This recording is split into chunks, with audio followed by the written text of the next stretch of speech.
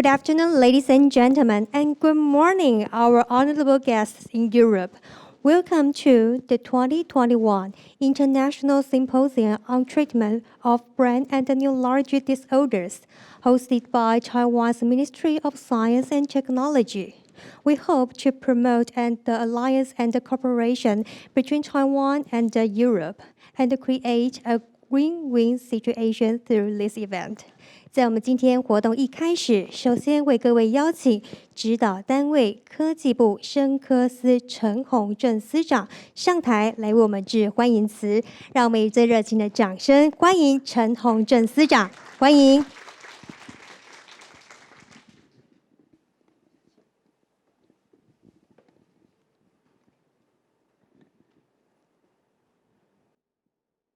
Distinguished guests, ladies and gentlemen, I'm Hongzhen Chen, the Director General at the Department of Life Science, the Ministry of Science and Technology, Taiwan. I would like to welcome you all to 2021 Symposium on the Treatment of Brain and Neurological Disorders. It's my great pleasure to give the opening remark for this event. Because COVID-19 pandemic, we cannot have all speakers and guests on site.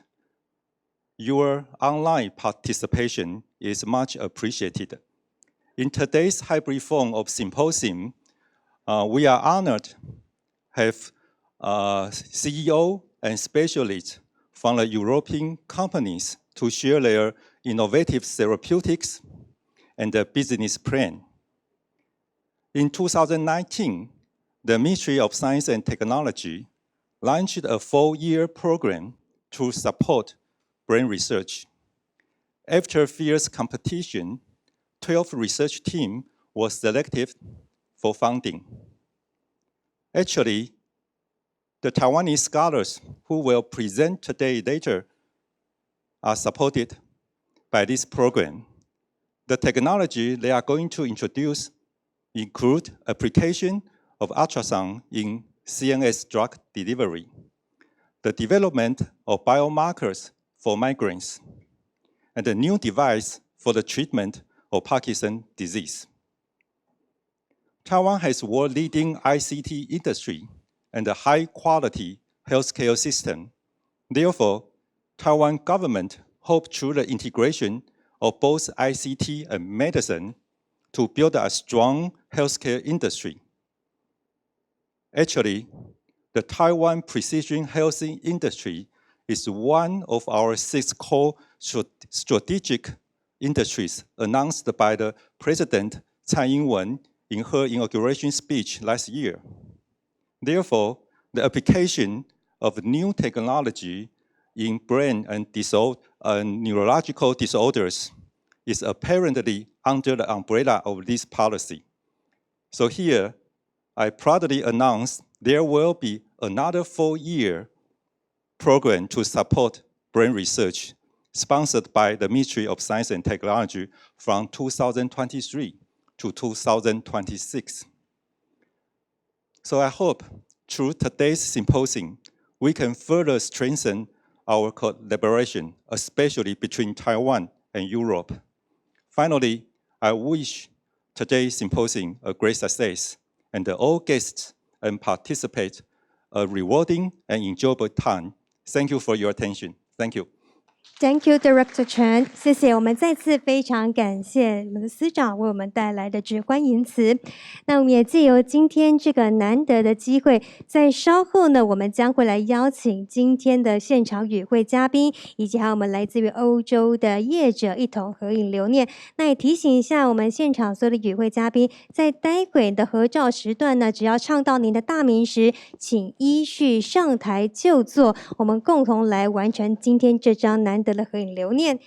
Today, we are honored to invite 4 leading companies dedicated in the treatment of brain and neurological disorders to join this event. And now, okay, right now, since we look, all of you already turned on the webcam, so please look at your webcam and wave your hands to the audience when I speak of your name. First, let's welcome Dr. Hank Jones from Argeo Capital and Business Solutions. Welcome. Dr. Sophie Carmen from Remind. Welcome. Welcome, Sophie. Next, let's welcome Dr. Stephen Harberty from CureVac. Welcome. And next, let's welcome Dr. Pablo Villos-Lada from Acua Therapeutics. Welcome. Okay, we hope that 4 companies from Europe will become strategic partners with Taiwanese reputable researchers, medical KOLs, and industrial parties to jointly expand business opportunity in the therapeutic market for brand and neurology. 那在今天呢，我们今天正难得相聚，接下来我们将会一一来唱名，邀请我们台上的长官来到我们舞台上方来共同合影留念。首先为各位邀请科技部生科司陈宏正司长上台，欢迎。中研院分子生物研究所孙以汉特聘研究员，欢迎。华语特聘讲座教授，欢迎。台大刘浩礼教授，欢迎。阳明交大陈世斌教授，欢迎。阳明交大柯明道教授，欢迎。好，我们欢迎以上的长官贵宾莅临。好，请就坐。Please sit down. And now we will take a group photo with our distinguished European guests. 所以呢，现在我们请各位贵宾先举起您右手的大拇指，来为我们脑科技产业的未来发展来按个赞。Please raise your right thumb for us and give us a thumbs up for the future development of our brand technology industry. 好，我们看前方摄影师的镜头喽。好，展现出最棒的笑容，谢谢。那我们请我们台上的长官贵宾，你可以先把右手放下了。Thank you, our European guests. You can put your hands down. 那在接下来呢，我们邀请台上的长官贵宾起身，移动您的脚步，我们来第2张合照到台下，好吧？我们移动你的脚步至我们的舞台下方第1排的座位，我们跟现场所有的与会嘉宾，一同合影留念喽。所以呢，我们请我们的长官贵宾移动你的脚步至我们的舞台下方第1排的位置啊。那同时，请拿着我们这次的计划的布条，一同来记录这一个非常重要的时刻。And now we'll take a group photo with the attending guests. And please hold the project banner to record this important moment together. 好，那我们现场的嘉宾也可以稍微微笑一下哦。虽然说我们戴着口罩，但是我们可以透过眼神来表达出我们的开心以及还有喜悦。那当然，在我们科技部生科司的推动之下，让我们一起链接国际，为脑科技产业创造出更多更美好的商机。OK， 谢谢，我们再次感谢各位贵宾 ，Thank you, our honorable guests。相信在我们的共同努力之下，一定可以来开拓全球脑科技市场，来共创双赢。紧接着，接下来让我们邀请高雄长庚生医转译研究所的华语特聘讲座教授，来跟我们线上以及现场的贵宾介绍台湾发展脑科学的严格以及还有发展。Now let's welcome Professor Julie Yu Hua from Institute for Translational Research in Biomedicine, Chang'an Memorial Hospital, to introduce strategy for brand science development in Taiwan. Welcome. Thank you. Thank you for your kind introduction. Good afternoon, Director Chen. Good afternoon, Professor Sun.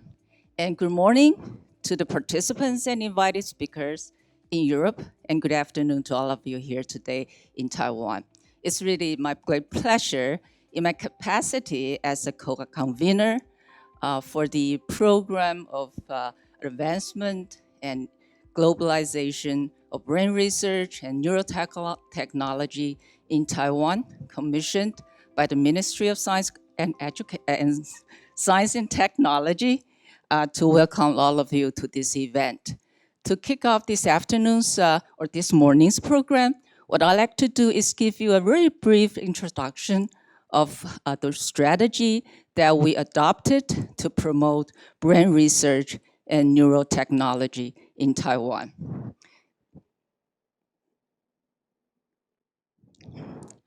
The Ministry of Science and Technology, before that is the National Science Council. Oops, this is really large point. Is this supposed to do?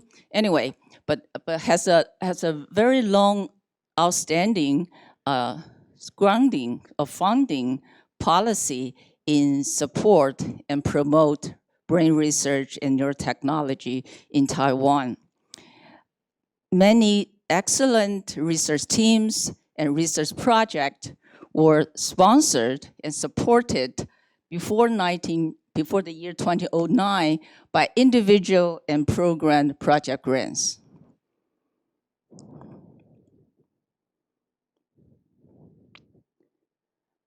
And the year 2009 actually marks a very major milestone in granting policy in the division or Department of Life Sciences in the Ministry of Science and Technology by launching a special or set aside or allocate a special fund to promote neuroscience and neurotechnology by launching two important programs, the priority and the special program on neuroscience and brain research.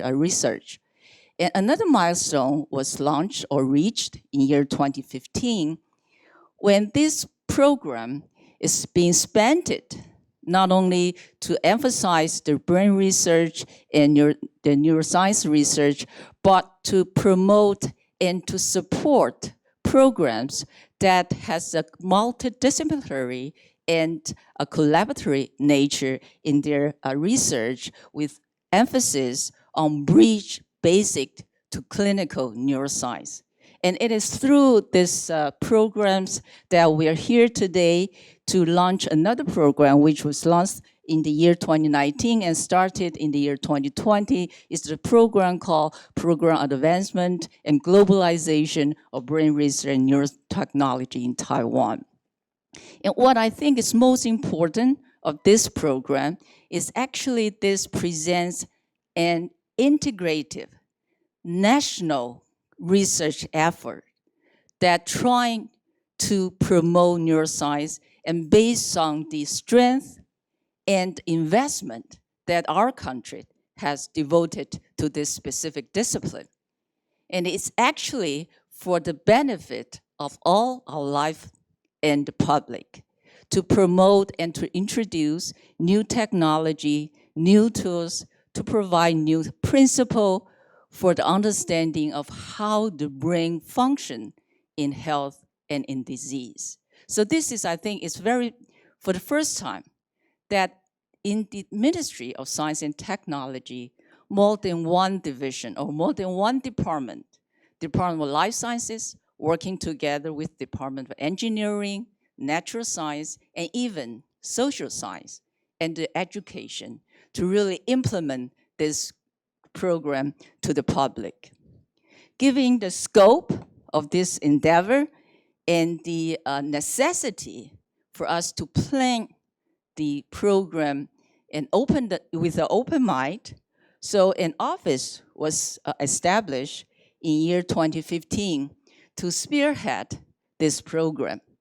And the goal for this program that is first to provide solution for unmet issues, both in the brain area and as well as the medicine environment, and improve the quality of life of those patients with particular application to the aging population. In addition to that, we try to have participation in global research project in brain science and becoming an important member of international brain science organization and initiatives. So to do so, we set up an office for this program. And the mission for this office is simply to liaise between the neuroscience community and the government granting agency, for example, the Ministry of Science and and technology to foster advancement in brain and mind research, as well as translational application of the achievement to the society. And our objectives are to advance brain research in Taiwan by promoting formation of cross-disciplinary and innovative collaborative teams that strive for global competitive. And the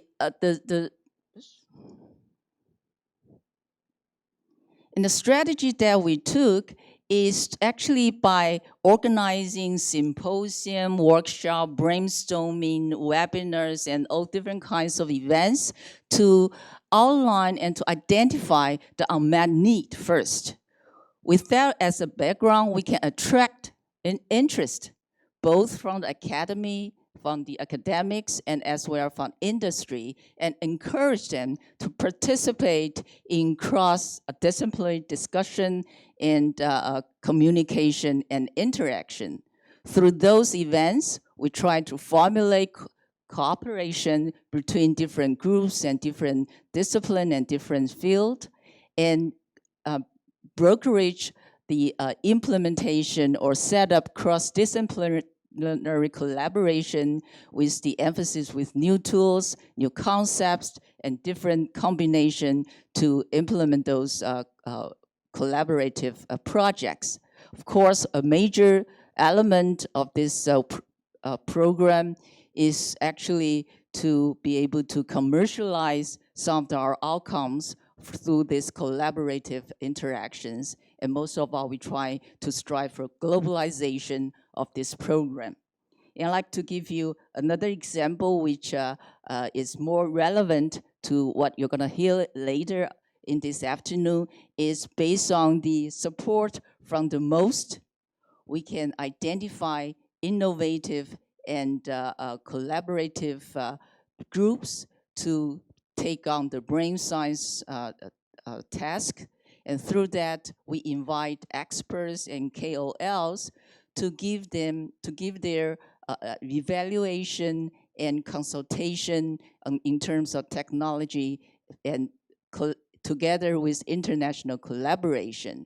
And this is for the technological advances. Of course, this is something that needs more than just the Ministry of Education, the Department of Life Sciences. So we collaborate with National Applied Research Laboratories, Taiwan International Instrument Research Institute, as well as the Industrial Technology Research Institute. Those two are the co-organizer of this afternoon's events.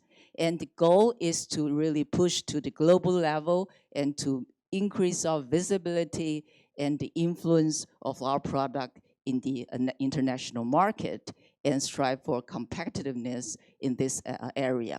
So what we're going to do this afternoon is going to listen to the talk by the experts here in Taiwan, as well as the invited speaker from Europe. This is part of international collaboration and participation for the commercial, from the commercial sectors. So the end result of that is to promote this technical application into the globe.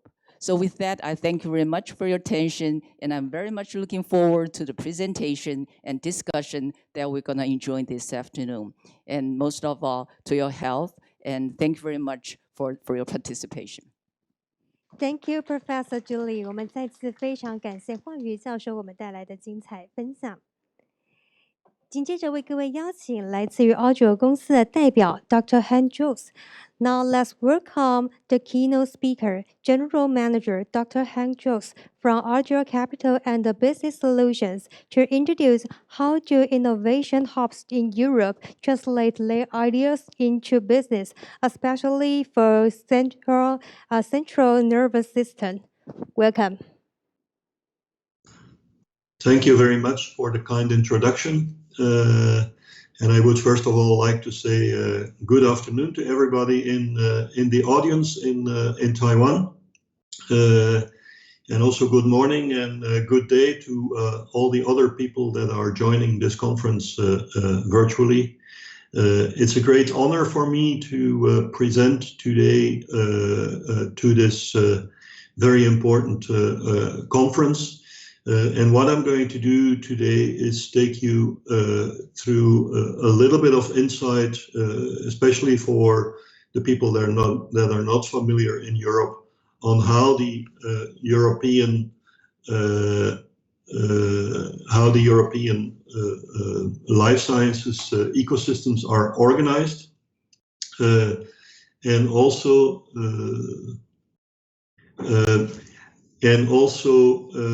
to explain you how this has led to a number of success stories in the European ecosystems. Okay, so when you look at Europe as a life sciences ecosystem, it's very important to understand that Europe is a complex puzzle, is a complex continent, and this is also true for the European life sciences ecosystems. So I'll go a little bit more in detail into those and give you some examples of ecosystems that have been very successful. After that, I want to go a little bit more in detail on explaining what has been the basis for a successful translation of global impact science into business in Europe. And then I have a number of slides at the end to focus more into CNS activities in Europe. When you look at Europe, I think it's fair to say that Europe is a patchwork of subregions with multi-dimensional diversity. We have a lot of different languages, we have a lot of different cultures and cuisines, we have different work ethics, we have different political decision-making in different countries, despite the fact that we have the European Union as an overarching organization. We have not a unified European healthcare system. The approval of drugs in Europe is uniform, fine, but for instance, the reimbursement is not. And of course, everybody knows that recently we also had Brexit, which was again a complexity that was added in the operating area that we are working with. When you look at biotechnology, also there, Europe is not uniform.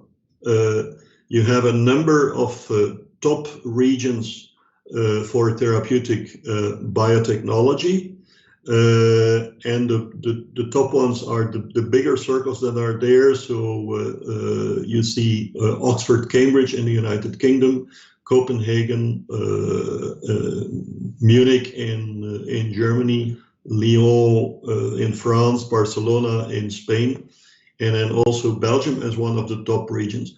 But over and above that, there's a lot of smaller regions and a lot of smaller cluster organizations.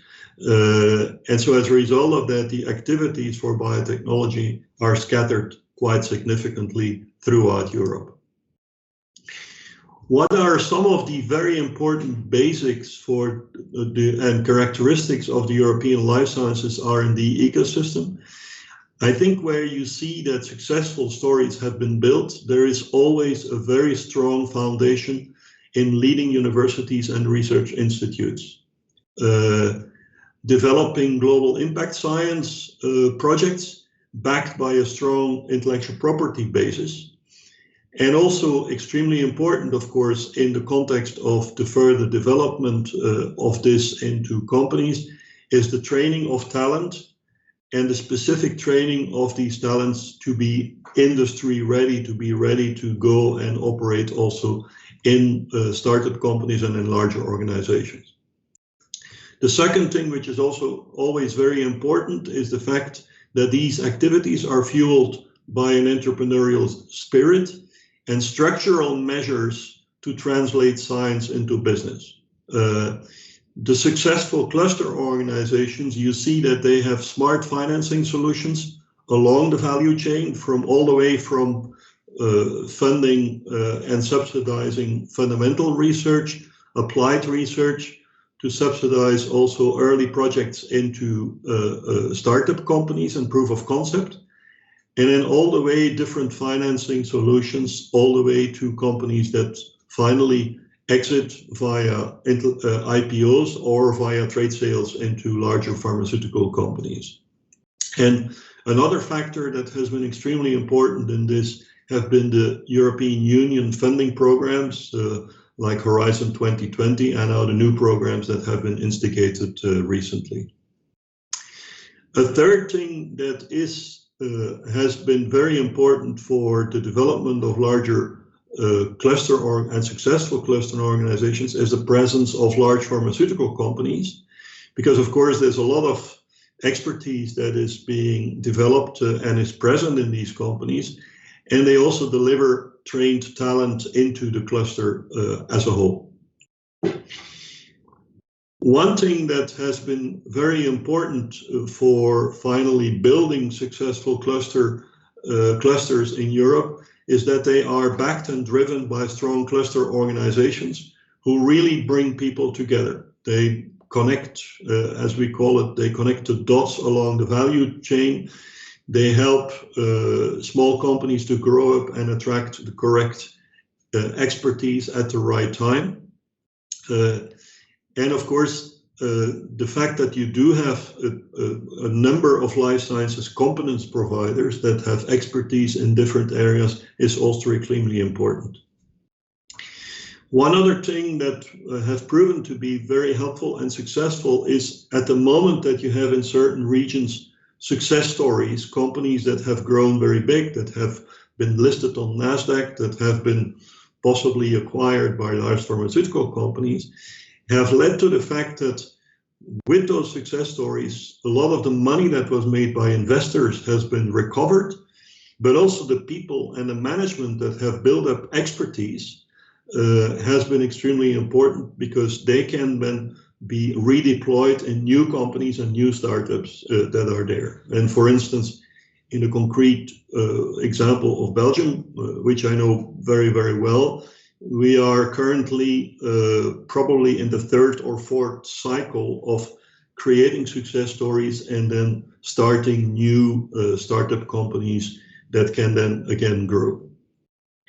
And then last but not least, but I don't have to tell that to you, for policymakers, I think it's extremely important when you are in life sciences to be patient. And the simple reason for that is the development of life science projects and life sciences companies just takes 10 to 15 years. So that means that you have to be patient and you have to work along the companies in their growth phase.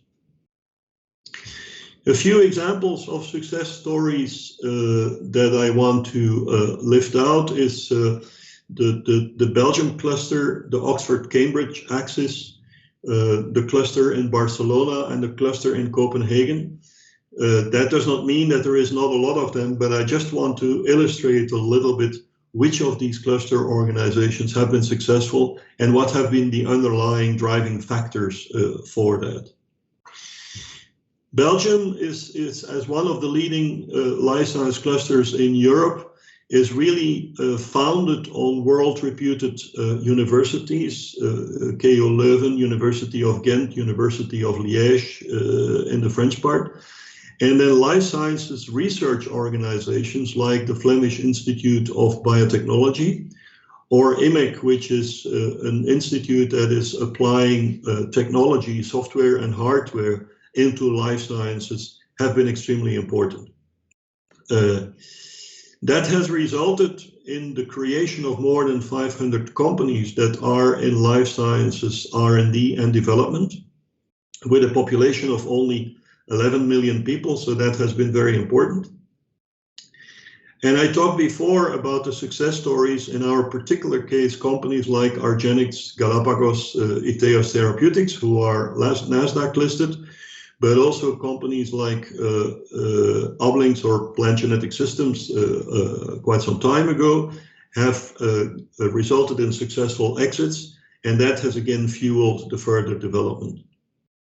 We are blessed in Belgium to still have the presence of a number of international pharmaceutical companies, J&J, Pfizer, GSK, UCB. And we are also, and this is extremely important, we are also, although we are a very small region, one of the leading regions in Europe for clinical trials, with very experienced clinical trial centers and leading hospitals. especially in the early phases of development. And again, for small companies, this is extremely important to be able to fall back on that kind of expertise. We have a very active specialized investment community with a strong mix of venture capital offices, but also family offices that have been built, a number of them at least, on the back of successful life sciences exits. So people that were in the sector, that made quite a bit of money with an exit, and that decided to reinvest that money into life sciences. We have a strong education base of a broad talent basis, which again is primarily founded, of course, in the different universities, but also the training on the job in the companies is extremely important. We have strong cluster organizations, and we have a structural support of the government that is now lasting for about 45 years, and this continuation is extremely important. Copenhagen is another example of a successful area with world-reputed universities and life sciences research organizations. They have formed a cluster of 500 companies together actually with the southern part of Sweden. The cluster is called Medican Valley, and the total population is a little bit less than 11 million. Copenhagen and the southern part of Sweden together is probably about 7 to 8 million, so which is quite impressive again as a performance. There's a number of Nasdaq listed companies again. There's a number of international pharmaceutical companies that are there. And again, Denmark is one of the leading regions for clinical trials in Europe, actually together with Belgium, probably one of the most important regions for small countries, at least. A third example of a very clear success story is what I call the Oxford-Cambridge axis, with, of course, the world-reputed universities like University of Oxford, Cambridge, and life sciences research organizations like the Francis Crick Institute or Cancer Research UK, who have been very instrumental in, again, fueling some early research into solutions for patients. In that particular area, there's more than 700 companies involved in life sciences, R&D and development. Again, with a lot of listed companies and presence of pharmaceutical companies. There is a very strong integrated network of clinical trials with very experienced clinical trial centers across the United Kingdom. Especially from London, there's a very specialized investment community there. And you again have strong cluster organizations that are there. One of the things which is not clear at this point in time is going to be the impact of Brexit on the capability for UK scientists to collaborate with people from the rest of Europe. We're still in early days after the decision for Brexit, so we will need to see what is going to be the impact of that. And then last but not least, a fourth area that I want to highlight is the area of Barcelona, where again you see a number of the same factors that are coming back in terms of success stories, and where the cluster organization BioCat has been extremely important. When you compare the European life sciences ecosystem between Europe and the United States, then at that point in time, you see some distinct differences there. I believe that the European life sciences ecosystem is based on average, very, very solid and strong science, but that we do have what I would like to call a slower financing. And that has to do with lower liquidity, but also has to do with the fact that Europeans in general are more risk averse compared to people in the United States. And so as a result of that, you see when companies grow up that they take a more stepwise approach also for exits. So a number of companies will first list on Euronext, and then they will go to Nasdaq or move into a trade sale for pharma. There's a large number of companies that are scattered over a lot of different clusters, which is sometimes making collaborations somewhat more challenging. And the attitude that we have in Europe is very much, let us first prove it works, and then we can go and do it and can translate it into a company. And so in general, people in Europe have a much more prudent approach. In the United States, there's on average, a less solid science base, and building companies that are more based on sales talk. There's a very fast financing and very high liquidity. Of course, US companies have the advantage that they have almost a direct access to NASDAQ at the moment that they are up to that. The concentration of successful companies is more in a few larger clusters in Boston, in San Francisco. And the attitude is much more a yes, we can attitude, and is much more proactive and business assertive compared to Europe. When you look at the investor ecosystem that is supporting this, and when you compare that with China and with the United States, then at that point in time, you see that Europe is again more longer term thinking, but with a lot lower liquidity, and where the average investor size is about 70 to 150 million US dollars. Of course, there is exceptions. There is some larger investors in Europe, but compared to the United States and to mainland China, the investment size, the investor sizes are much smaller. But despite that, what you see is that European life sciences companies typically have a lower valuation, but typically have higher returns.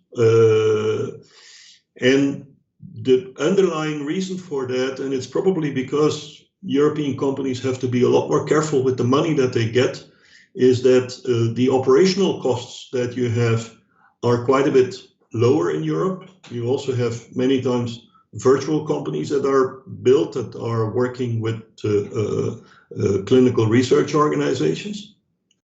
But you also see, as a result of the fact that the liquidity in Europe is much lower, that the pre-money valuations, but also the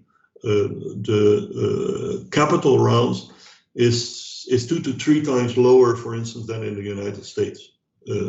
We do have a strong starting capital for innovative new projects, both from Europe and from local governments, which have been extremely important. What is, in our opinion, the underlying reasons for eventually having success into the life sciences sector? This is summarized in this slide here, and everything really starts with what I would like to call impact science, with science that makes the difference, with science that is innovative, but that can also be applied in a broad range of disease areas. If you want to translate that science into successful and impactful businesses, you essentially need 3 things. You need money, you need trained people, and you need experts. And if you can optimally combine these 3, then at that point in time, you can start to build successful businesses. And I think this is when you look at the success stories and the cluster organizations that have been successful and the companies that have been successful in Europe, those are the key things they have been master, and the key things they have been using as a basis, as a triangle for success, as we like to call it. And this is just a little bit of a snapshot of the European life sciences ecosystem. If I would put all the companies in Europe on here, it would be a lot too crowded, but it's just an illustration that we have built over the 45 years or so that life sciences is active in Europe. We have built a very, very diverse mix of very early companies all the way to late stage companies when it comes to therapeutics. If we now focus a little bit on CNS and on the activities that are and the research organization that matter in CNS, then you see that there is a number of leading research organizations that are very much focusing on applications in neurological disorders and in CNS. One of them is the Flemish Institute of Biotechnology, who has one of their 8 divisions entirely focused on CNS. The Francis Crick Institute in London is very important. Brain Mind Institute in Switzerland, but also the IBRI in Rome is extremely important in a number of different projects. And these organizations, but also researchers associated with different universities, have been blessed with a number of different funded research projects from the European Union. So very much like in Taiwan, also the European legislator and the European policymaker has identified brain research as very important. And these are just some of the examples of recent or ongoing research projects at this point in time. Over and above that, there is a number of very important charities and advocacy groups which have been which are founded many times out of patient initiatives. The Brain Charity, Multiple Sclerosis Trust, European Brain Council, which also form very important elements in the development of new research programs. And this research has translated again in a number of different companies that are operating along the value chain. And you will see 3 of these companies present later today: Remind, CuraVac, and Accure Therapeutics. So I will not go into any further detail. Again, this is a snapshot because there's a lot more companies that are involved in the CNS area, but I just wanted to give you a few examples. So in summary, I think it's fair to say that the creation of success for the European life sciences companies is founded on very strong platform technologies that are generated by leading life sciences research institutes and groups. They are embedded in strongly networked cluster organizations. They are led by management teams that are experienced in building and growing biotech companies and who many times are serial entrepreneurs that have been in companies before.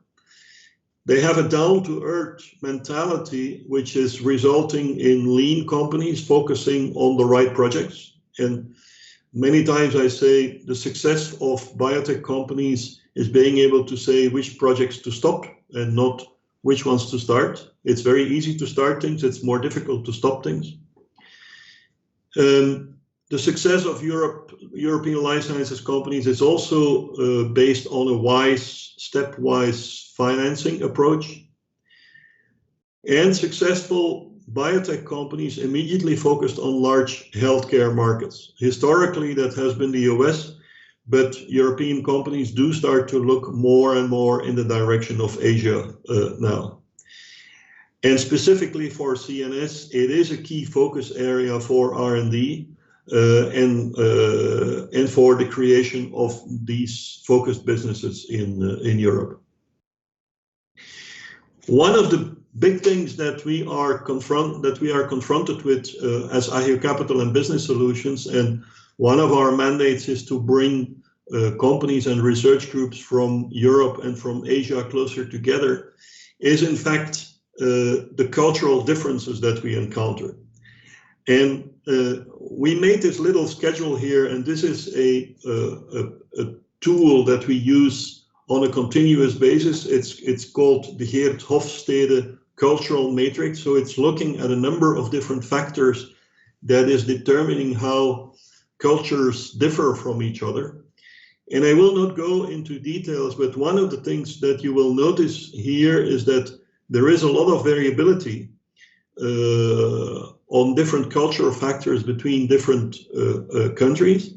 And it was interesting to see that actually the differences between Belgium and Taiwan, for instance, is a lot smaller than sometimes between Belgium and Denmark or Belgium and UK, or between Taiwan and Denmark and Taiwan and UK.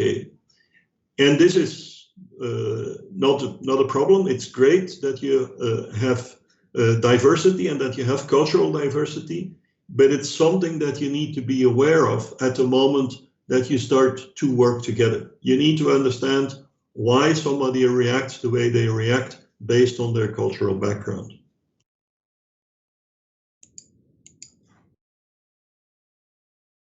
Sorry, just a few things about Agio Capital and Business Solutions to conclude here. We are a company which is based in Belgium, but also has a presence in Asia. We are in Belgium in the middle of, like I said, one of the leading cluster organizations. But at the same time, we reach out to a lot of groups outside of Belgium also in the other successful cluster organizations. And we connect European companies with Asia-based companies and with Asia-based investment funds also. So in that sense, we really want to be a bridge for different types of life sciences companies. And with this, I would like to thank you for your attention. Thank you, Dr. Hank Jones。我们再次非常感谢 Dr. Hank Jones 为我们带来的精彩分享。接下来有请台大电机工程学系刘鹤礼教授来为我们介绍无创式聚焦超音波大脑药物递送与神经调控。Next, let's welcome Professor Heli Liu from Department of Electrical Engineering, National Taiwan University to introduce non-invasive focused ultrasound-induced CNS intervention. Welcome. Thank you. First of all, I'd like to thank the MOST, the Ministry of Science and Technology, to organize such a wonderful symposium. And it's really my honor to be invited here to share our technology. And so today the topic I bring is to introduce you a platform technology called ultrasound. The ultrasound has many good features that might be used not only for diagnosis, but also the therapeutic purpose. My name is Heli Liu from National Taiwan University. So I believe everyone here already know that ultrasound is a tool that can be applied for diagnosis, because right now every hospital almost have so many ultrasound devices that helps to diagnose people, the organs, and the babies, and used in the OBGYN and abdominal applications. So there are huge applications that are applied for the diagnosis. And it's totally non-invasive and no radiation, so these tools can be widely used in hospital. But I believe some of people may not know that ultrasound has already its own therapeutic purpose. So for example, focused ultrasound, if you tune up the ultrasound energy to be a high level, it can be used to treat the bad tissues inside the abdomen or the soft tissues. Why? Because the focused ultrasound, just like a lens, the theory is almost the same. You put the energy, focus on a tiny point. This energy can heat up almost quite immediately, and the tissue will be burned up and do the thermal necrosis effect.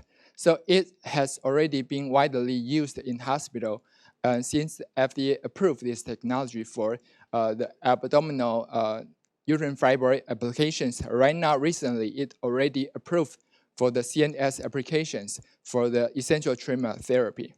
So ultrasound also has a wide use for the therapeutic purpose.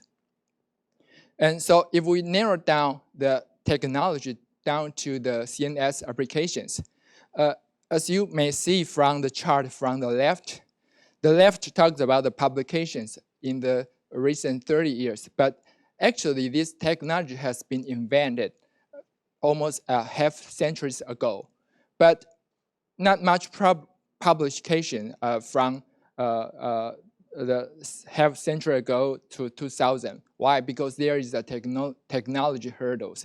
that behind this technology being widespread.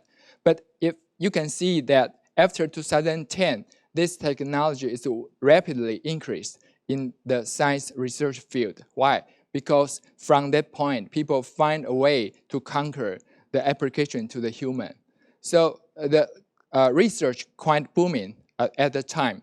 So right now, on the right is a paper published last year from the Nature Review Neurologies that talks about there are already many kinds of tools that apply the ultrasound therapy to treat the brain. Also, on the right, we are very honored. On the right, the Navy Force is technology coming from Taiwan, from us. So if we sum up all kinds of the therapeutic mechanism, that also includes the thermal or non-thermal. For thermal, you also can categorize to two. Mild temperature buildup, we call hypothermia, or another one rapidly increase the temperature to thermally necrose the tissues. That called high-intensity focused ultrasound, or we call focused ultrasound surgery or thermal ablations. But there is also some non-thermal effects that can be used for therapeutic purpose. For example, sonophoresis, for example, gene therapy. But recently, people discovered there are two more applications. One is the blood-brain barrier opening, and the last but not the least is the neural navigation. Because we put most of the efforts in the last two, so I will bring more stories about how we look at these two, the last two, and how we did it. So the first, I would like to introduce the technology applied for blood-brain barrier opening. So what kind of concept of use the ultrasound to open the blood-brain barrier? If you tune the ultrasound energy to be a mild level, actually this energy do not harm the tissues. But if you combine use of the microbubble actually already been approved for diagnostic purpose. It's a contrast agent. If you combine these two, it will cause some amplify mechanical stress around the capillary, and the capillary will begin to be permeate. And this phenomenon is essentially important in the CNS capillary because why? The CNS capillary, they have naturally a tight junctional structures we call the blood-brain barrier that will hamper all kinds of the molecular penetration into the parenchyma. This is a neutral defense system.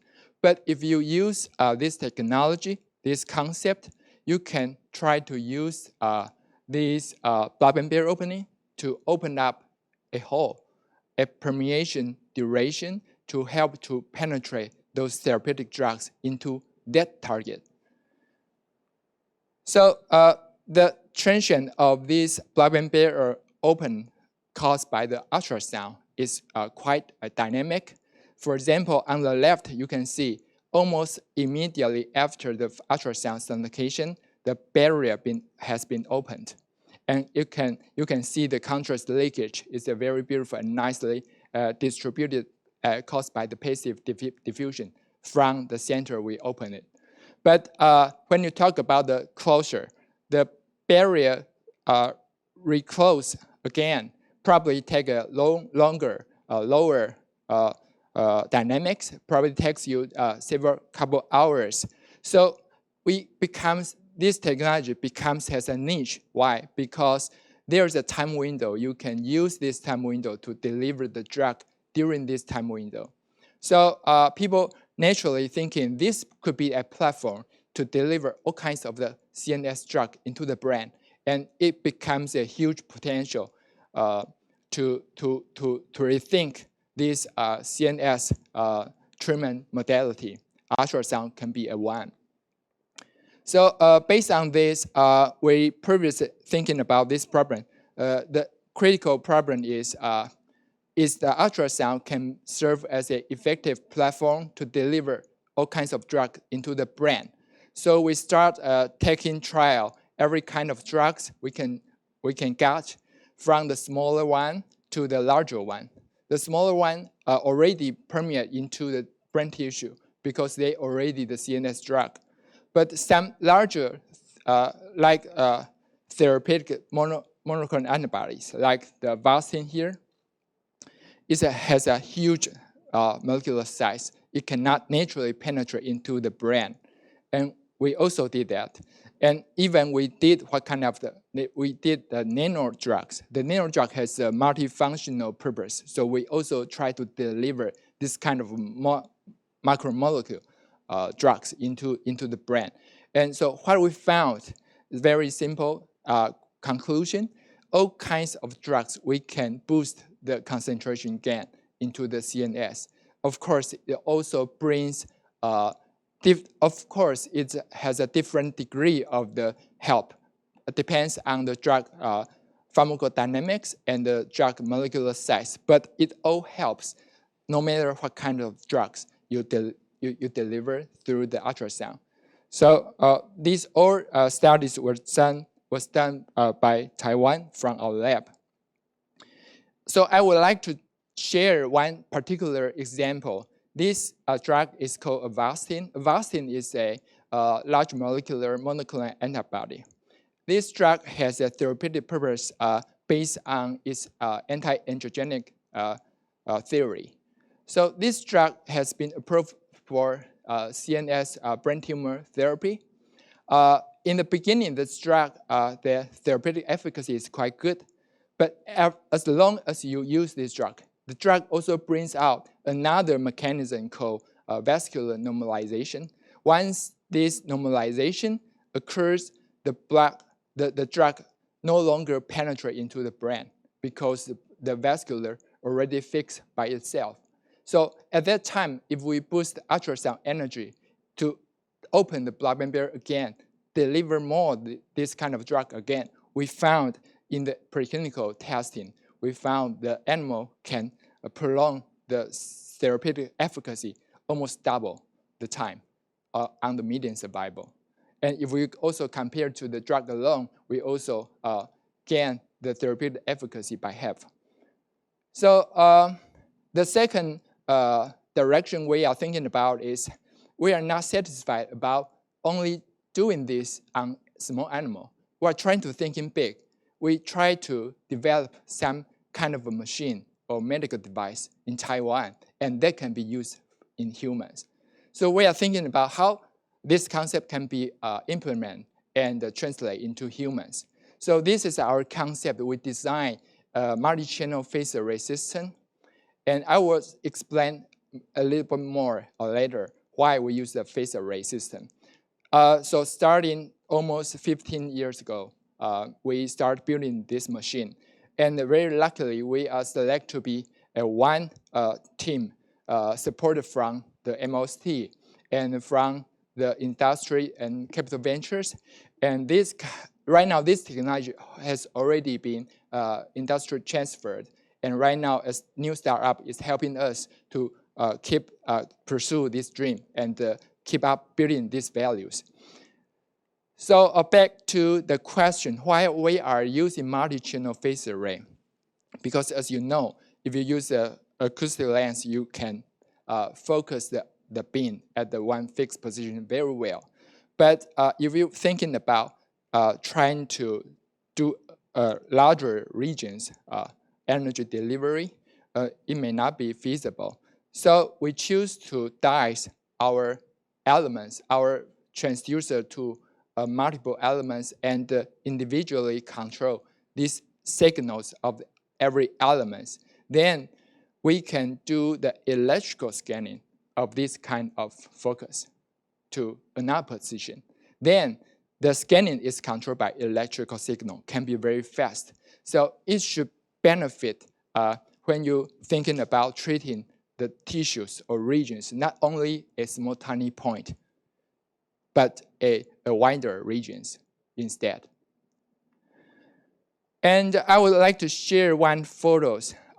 Recently, we finished our phase 1 clinical trial under the help of the startup company Navy Foods. And this patient we recruit is a recurring GBM patients. And the for phase 1 clinical trial, the aim is to prove the safety of the device and the efficacy to open the blood-brain barrier. So this patient, this is a photo in the operation room. So I choose one pictures from these patients. The patients before we treat the ultrasound, you can see on the left here, there's not much in the zone region, but after you sonicate the ultrasound, immediately after, we take the photo, we take the MR, we see the contrast enhanced leakage. You can see there is some matrix type distributed area, the contrast agent leaked out region. That means the barrier been opened at that region. But one day after, you can see this opening region has been disappeared. Then proof that procedure is recovered and the patient is safe itself. And right now we are doing our second phase clinical trial, also under the help of Navifoss. But this time we try to combine with the drug Avastin, and we wish the patient can undergo these procedures and can get the beneficiary of this treatment. So this is the photos, but very similar. We can prove the contrast in agents leak out from these brain regions, quite large, about 2 centimeters wide. So another topic I would like to share is we also think the ultrasound has a capability to do the neuromodulation. So I will explain a little bit more. So as we know, the neuroscience topic and how to decode and to probe the brain is the biggest question there in the 21st century. We all want to know the answers, but do we have another tool to do that? So if you want to conquer this, you want to resolve this problem, 2 kinds of technology you need. The first one is to provide some stimulation tool to stimulate the brain. And the second one is you need to receive these evoke activities from this after this stimulation. So for the second one, no problem. You already have many tools that can accomplish this. For example, you can use functional MR to see the neurovascular unit activity, and you also use a PET to see the metabolism. And you can also receive the magnetic or electric stimulation receive signal. But when you talk about, you're thinking about how to stimulate the brain, so far the tools such as the TMS, such as the TDCS, they all have their own limit on penetration depth. They're widely distributed energy regions. So this is a limitation. The tools are limited. So how about now? We think the ultrasound can provide another niche because, as you already know, the focused ultrasound can produce the tiny focal regions in the deep brain. That's the first niche we think. The second niche we think is, most importantly, is ultrasound can stimulate neuron. And this has been proved. And in our same lab, we also produce the same effect like the other lab published. We can found some parameters that can excite the neuron, that also can suppress neuron, depends on what kind of parameters you choose.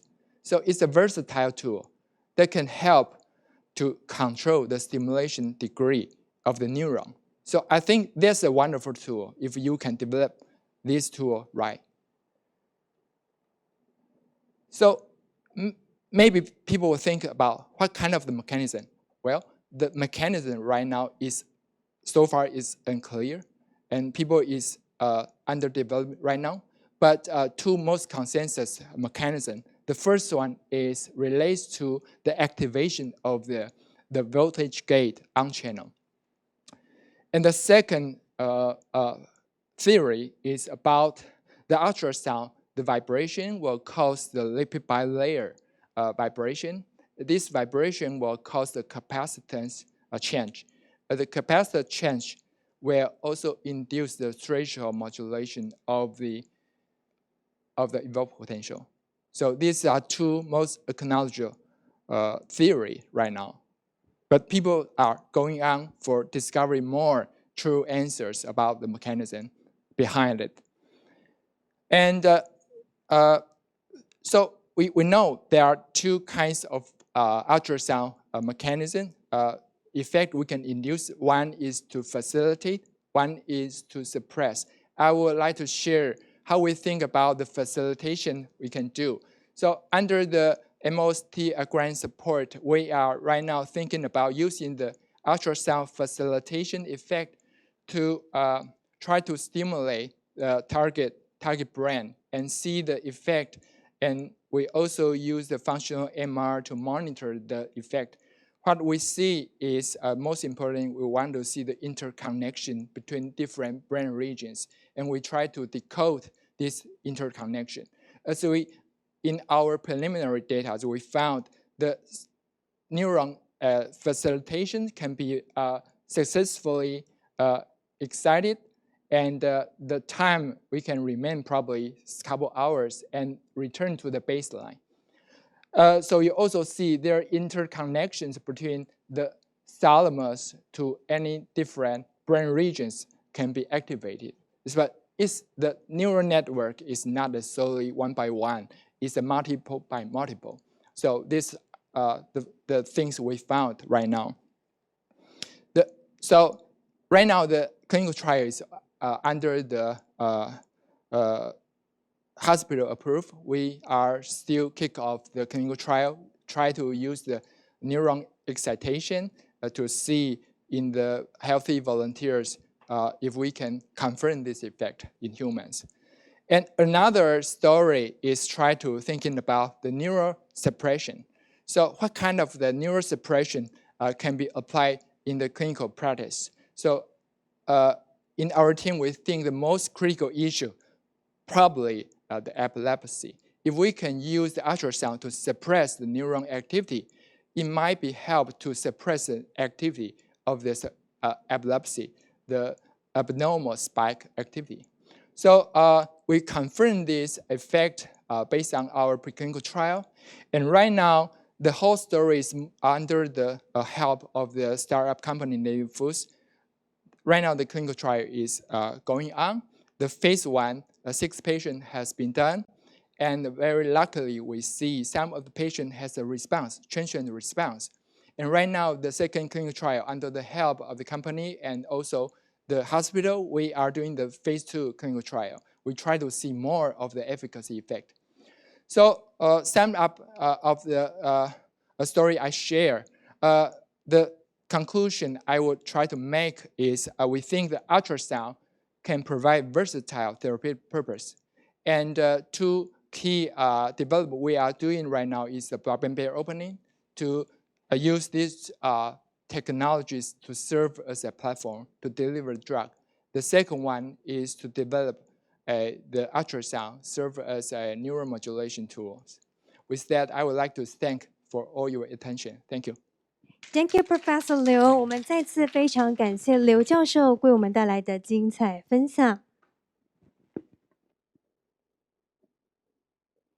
紧接着为各位邀请到是 Remind 公司代表 Dr. Sophie Cormans, both Let's Workout Study Director Dr. Sophie Cormans from Remind to introduce disease-modifying treatments for patients suffering from protein misfolding disorders. Welcome.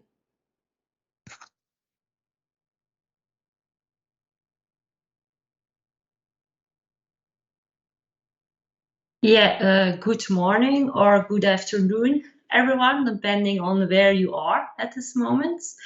I hope you all hear me well. So thank you for the nice introduction. So first of all, I want to thank you that we may present on this meeting. So I'm Sophie Cormans. I'm the study director of the contract research organization of Remind, a company that is based in Leuven in Belgium. So I'm trying to go to the next slide. Yeah, okay. So during this presentation, I will first of all give you an introduction to the Remind's CRO organization, so that you all know where the contract research at Remind stands for, because at Remind we also have a drug development facility, but yeah, my presentation focus on the CRO offering. And next, I will give a short overview of our most important animal models and the readouts that we offer. So both in vivo and ex vivo readouts in our mouse models. And I will also show some of the main results that we already obtained for some key players in the Alzheimer's field. And in the end, I will give a short overview of some of our recent and upcoming mouse models. So Remind, and especially our CRO, is actually specialized in Alzheimer's disease and also other neurodegenerative diseases. We are actually a partner you can trust because we already have a lot of experience in the field. We are actually a spin-off from the KU Leuven, so from Leuven University, and we started in 2002. So at this moment, we almost have more than 20 years of experience in the Alzheimer's fields. And during this 20 years, of course, we try to continuously improve and expand our experience in the AD field and also in the mouse models. Regarding these transgenic mouse models, we breed these mice ourselves, and we have unique, validated, and therefore proprietary mouse models, of which several compounds that we already tested for our clients are already in clinic. And we actually have clients all over the world. So in United States, in Europe, in Asia Pacific, and also in Japan. And maybe for the ones who are interested, so next week it's also Bio Japan. So for the ones who are also participating there, I will be also there. So we will meet again. For our clients are also leading biotechs and top pharma companies, like, for example, Roche, BMS, Novo Nordisk. These companies, they already came to us. We did multiple studies for this company because of our reliability and our reproducibility. They always come back to us. So this means that, I can say that we do it well, we do it good.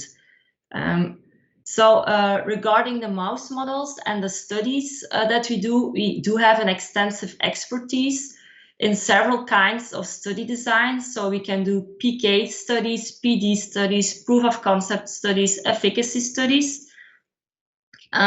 We can do in our mouse models, we can do several readouts. So as well, behavioral readouts, motoric, cognition, and also, of course, biochemistry, histology readouts. And in the end, we help our clients with the analysis and the interpretations of the results. And for our mouse models, we can do all types of treatments, so all kinds of routes of administrations and all kinds of molecules, so small molecules, immunization, nutraceuticals, so everything that is possible, we can do, or we can check whether it is possible to do it in our mouse models. Then, as I mentioned before, we breed our mice ourselves, and we also keep our mice in aged cohorts. So we both have young and aged mice, which mean that we have a short response time for a study start. So for example, if one of our clients want to start a study in 12-month-old animals, we can do it quite quickly. So this is also a big advantage of our CRO. And then, of course, we are highly specialized because we already have built up a lot of experience in the AD fields. Then this is a slide to show our main focus area. As I mentioned before, we are mainly focused on Alzheimer's disease and other tauopathies, but also we are currently also expanding to other diseases such as Parkinson's disease and Huntington's disease. And our in vivo pharmacology services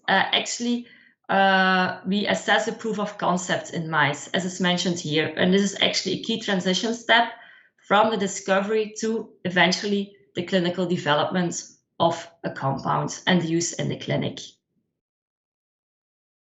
So here, this is to show you that at our CRO, we actually go from start to finish. And every project gets its specific approach, of course, depending on the needs of the client.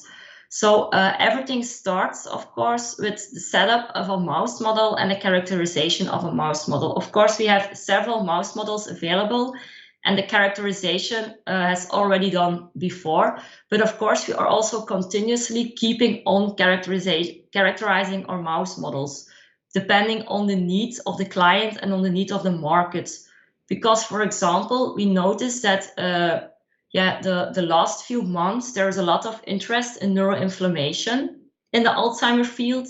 And that's why we are currently also further characterizing our mouse models regarding this neuroinflammation. Then once all mice, the characterization is finished, of course, we breed our mice. So we breed them ourselves. We don't need to purchase them. And we keep them in aged cohorts. Then at a certain time, depending on the needs of our clients or on a specific model, depending when it's best to start the treatment, we can perform different kinds of treatments. Like I already mentioned before, this can be standard treatments like subcutaneous, intraperitoneal, gavage, but also stereotactic injections in the brains or in the ventricle is possible.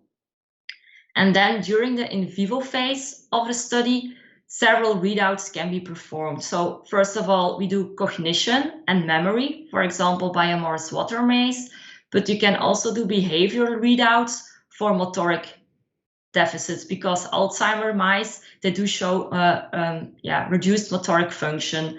And this can be done, for example, by a rotarod or a beam walk. Then at the end of the study, of course, we sacrifice the mice, tissue are collected, and these tissues, this goes from brain, spinal cord, all type of other organs, but also the fluids of the mice, so cerebrospinal fluid, plasma, serum, all these tissues can be collected and can be analyzed afterwards. So we can do several readouts on these tissues, like histology, biochemistry.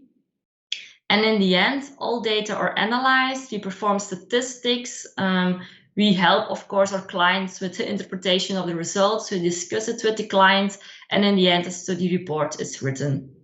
So this is actually from start to finish, all these things are conducted at our CRO at Remind.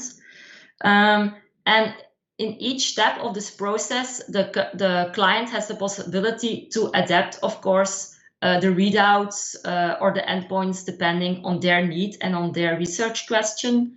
And also at each specific step, so starting from the in vivo phase, we regularly provide updates to our clients regarding how well the mice are, or whether we already see a compound effect during the in vivo phase, so that they don't need to wait until the end of the study, until the final report, to know whether their compound is working or not.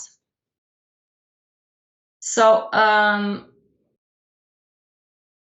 now I will give you an overview of some of our most important current animal models, and I will mainly focus on our Alzheimer models and their readouts. So here, so this table is actually an overview of all our mouse models for Alzheimer's disease that we currently offer. So I will go through it step by step. So first of all, we have two animal models which show A-beta pathology. So this is the APP model with the APP London mutation, and also a model which has an APP mutation and a mutation in the PS1 gene. And the main difference between the first and the second animal model is actually that the APP PS1 model is much more aggressive, which means that the pathology sets in sooner, so at a younger age, and it's evolving much faster, so it's much more progressive. And we also have two main tau models which show extreme tau pathology. So we have the tau L model and the tau S model, which also just are two different mutations of tau, and the tau S model is much more aggressive also compared to the tau L model. So again, it starts at a younger age and it progresses much faster compared to the tau L model. Besides those APP and tau models, we also have a combined model. So the APP tau-S model, as we call it, which has a combination of both A-beta and tau pathology. And this is actually a model which the last few months is of high interest for a lot of clients, just because of the combination of the A-beta and the tau pathology. And besides those main transgenic models, we also have a seed and spread model for tauopathy. And this is just a model that represents the transsynaptic spreading of tau in the brain as it is present in Alzheimer's patients. And this is just done by injecting fibrillary tau in the brains of mice by means of stereotactic injections.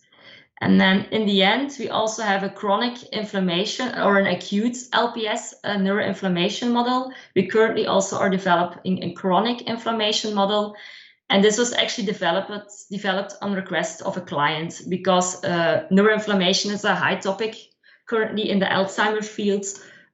So yeah, that's why we already are playing into it and are developing this LPS neuroinflammation model. So, as I mentioned, these models are expressing A-beta pathology and or tau pathology, but besides this pathology, all these models, they also show neuroinflammation. So with neuroinflammation, I mean then microgliosis, astrocytosis. This is present in all these mouse models, and it actually coincides with the start of the A-beta or the tau pathology in these mouse models.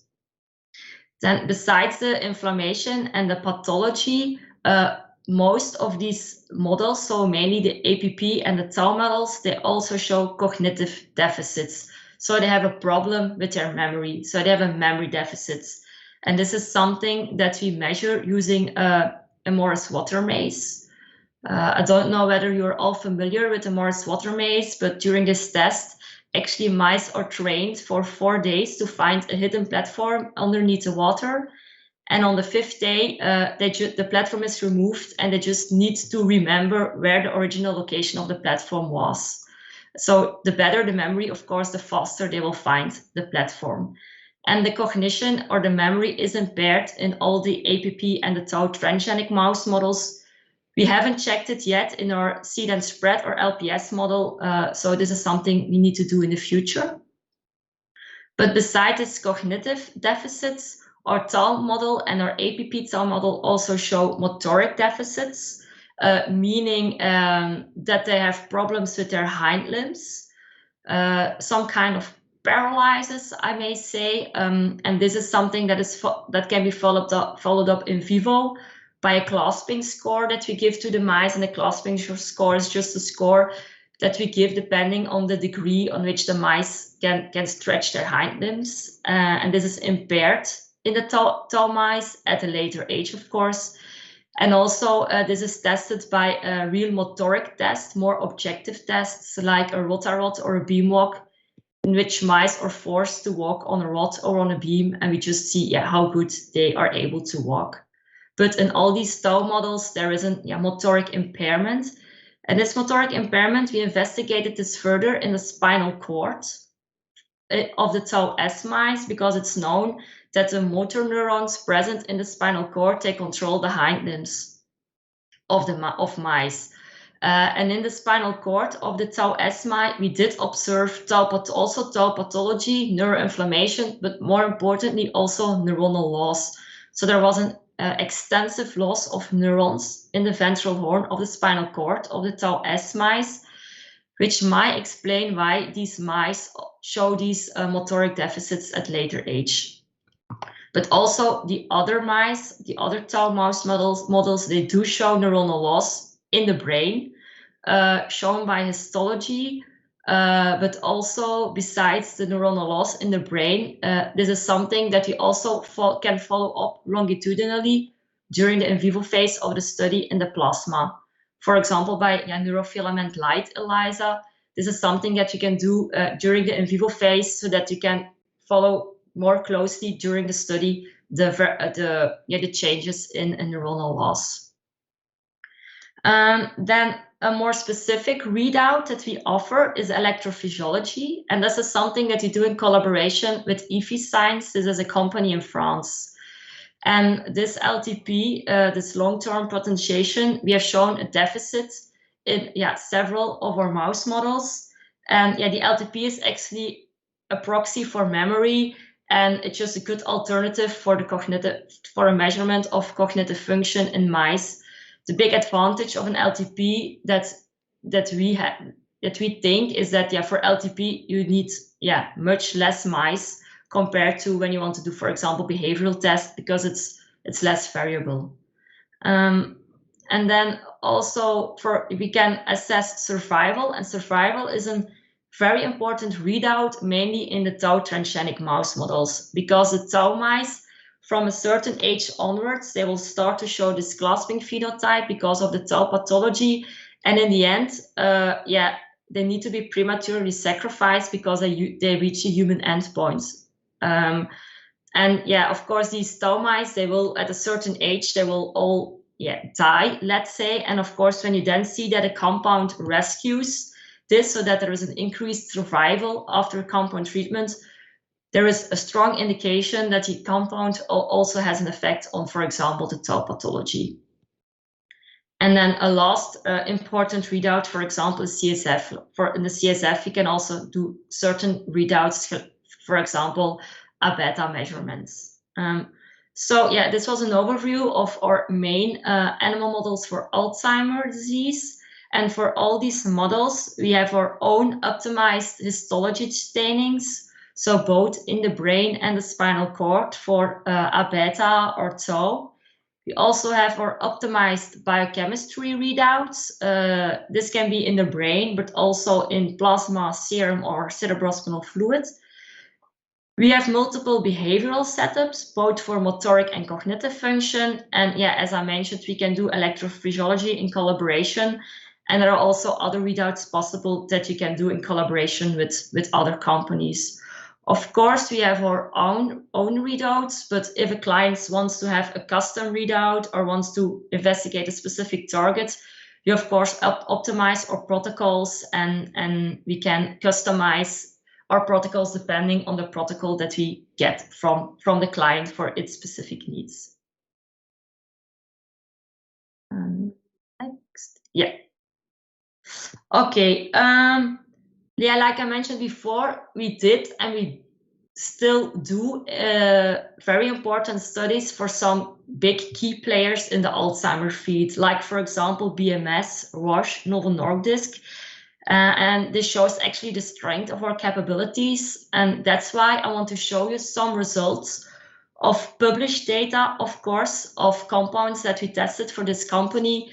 Because these data are published, I can show them, but all other studies that we perform for clients, they are of course confidential.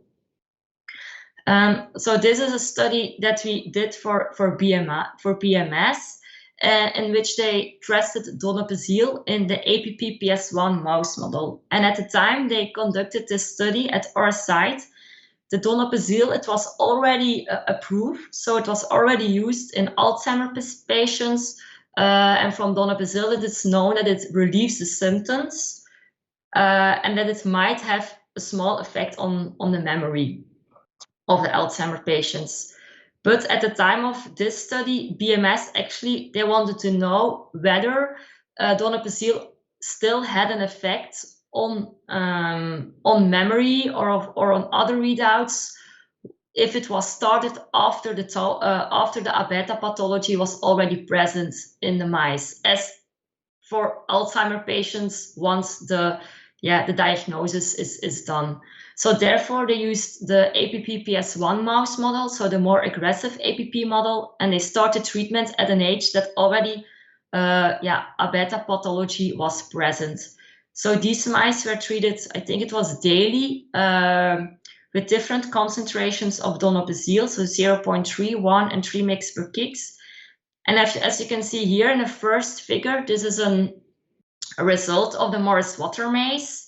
So as I mentioned before, the first 4 days the mice are trained to find the platform. The 5th day platform is removed. and we just time how long it takes for the mice to find the platform. Of course, transgenic mice, they are lost, their memory is almost gone, so they don't know where the platform was located. But after the donepezil treatment, you see it here, that there is a rescue effect of donepezil on the Morris water maze, and more importantly, when they use a concentration of 1 mg/kg.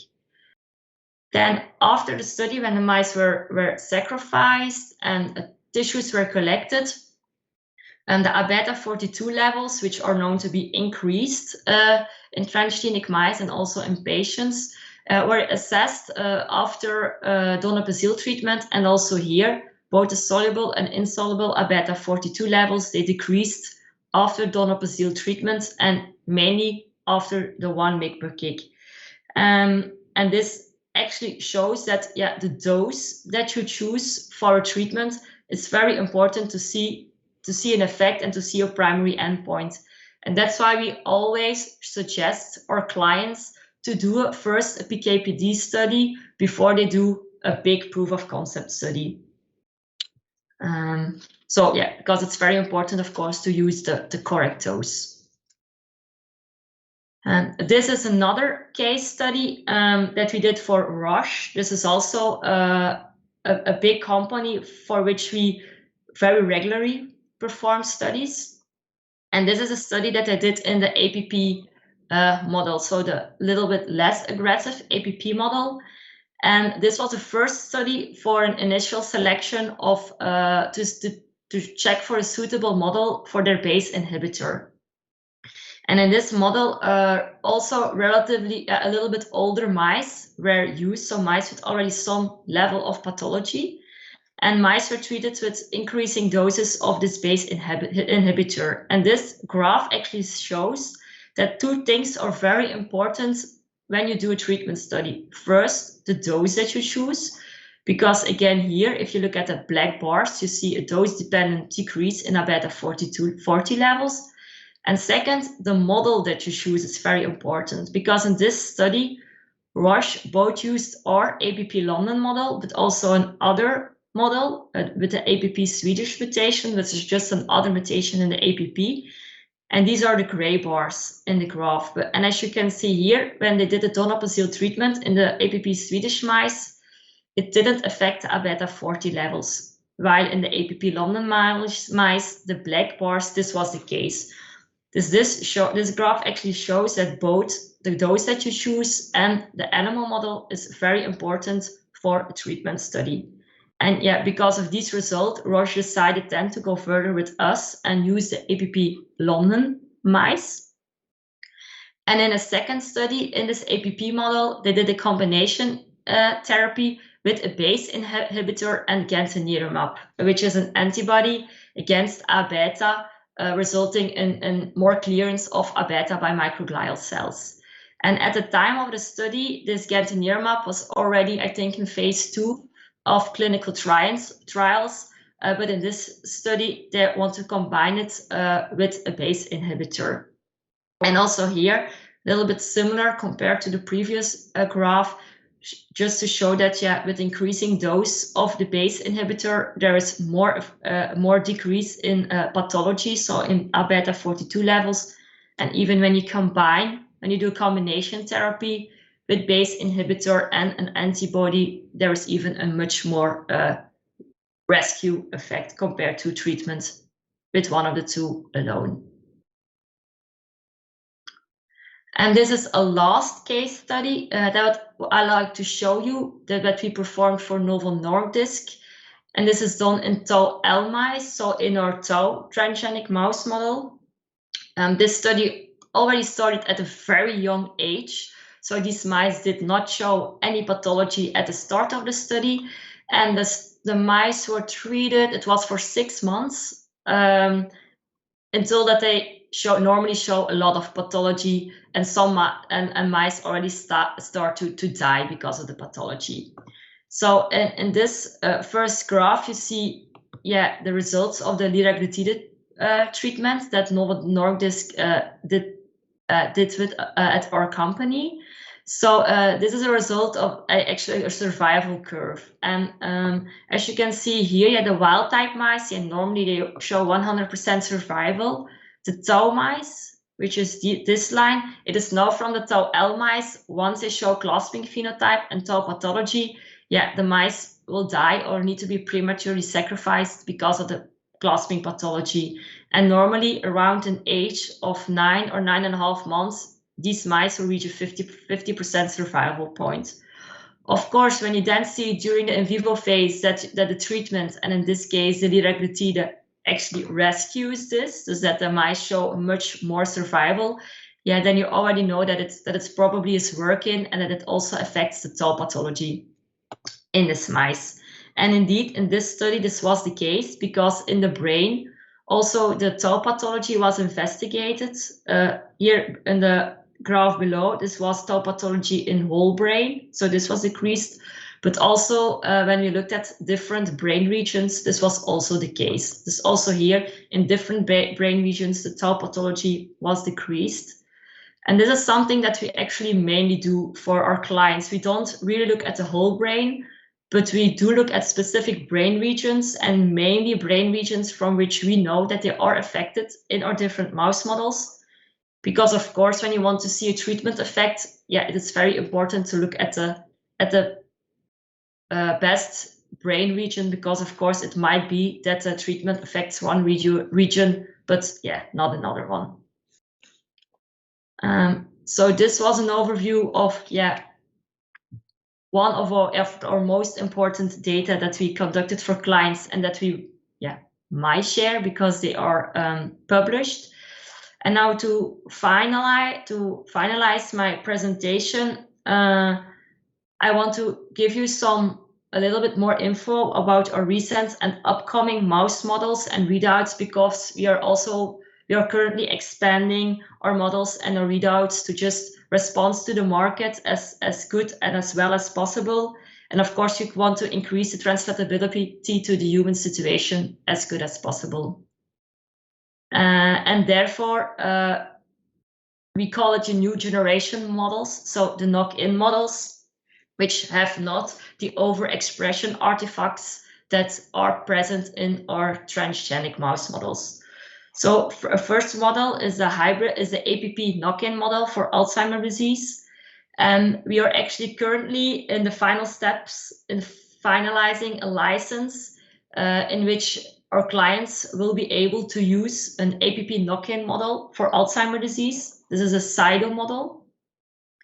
And this model is actually very close to the human situation, because it resembles an Alzheimer's patient both on microscopic level, but also regarding the memory deficits is also present in this APP knock-in model, but without the presence of overexpression artifacts. So in this model, the memory deficits is really caused by the presence of the pathology.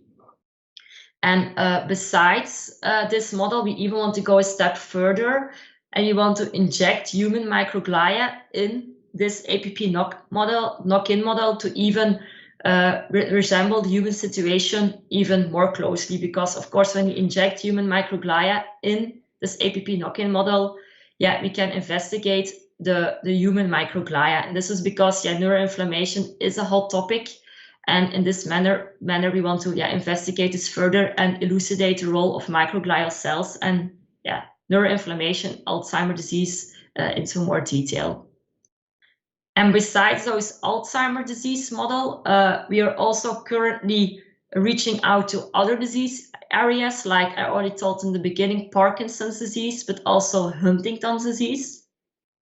And for Huntington's disease, we currently have the heterozygous knock-in model for Huntington's disease. And in this model, yeah, this is just to show you that in this heterozygous Huntington model, with increasing age, we do see an increased aggregation of Huntington aggregates in the striatum of these mice. Of course, we are also further investigating this model. We are further characterizing it.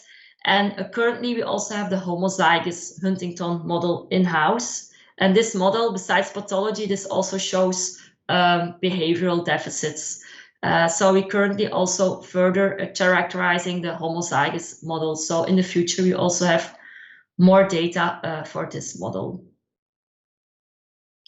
Okay, so here I come to the summary of my presentation with some of the main takeaways, let's say.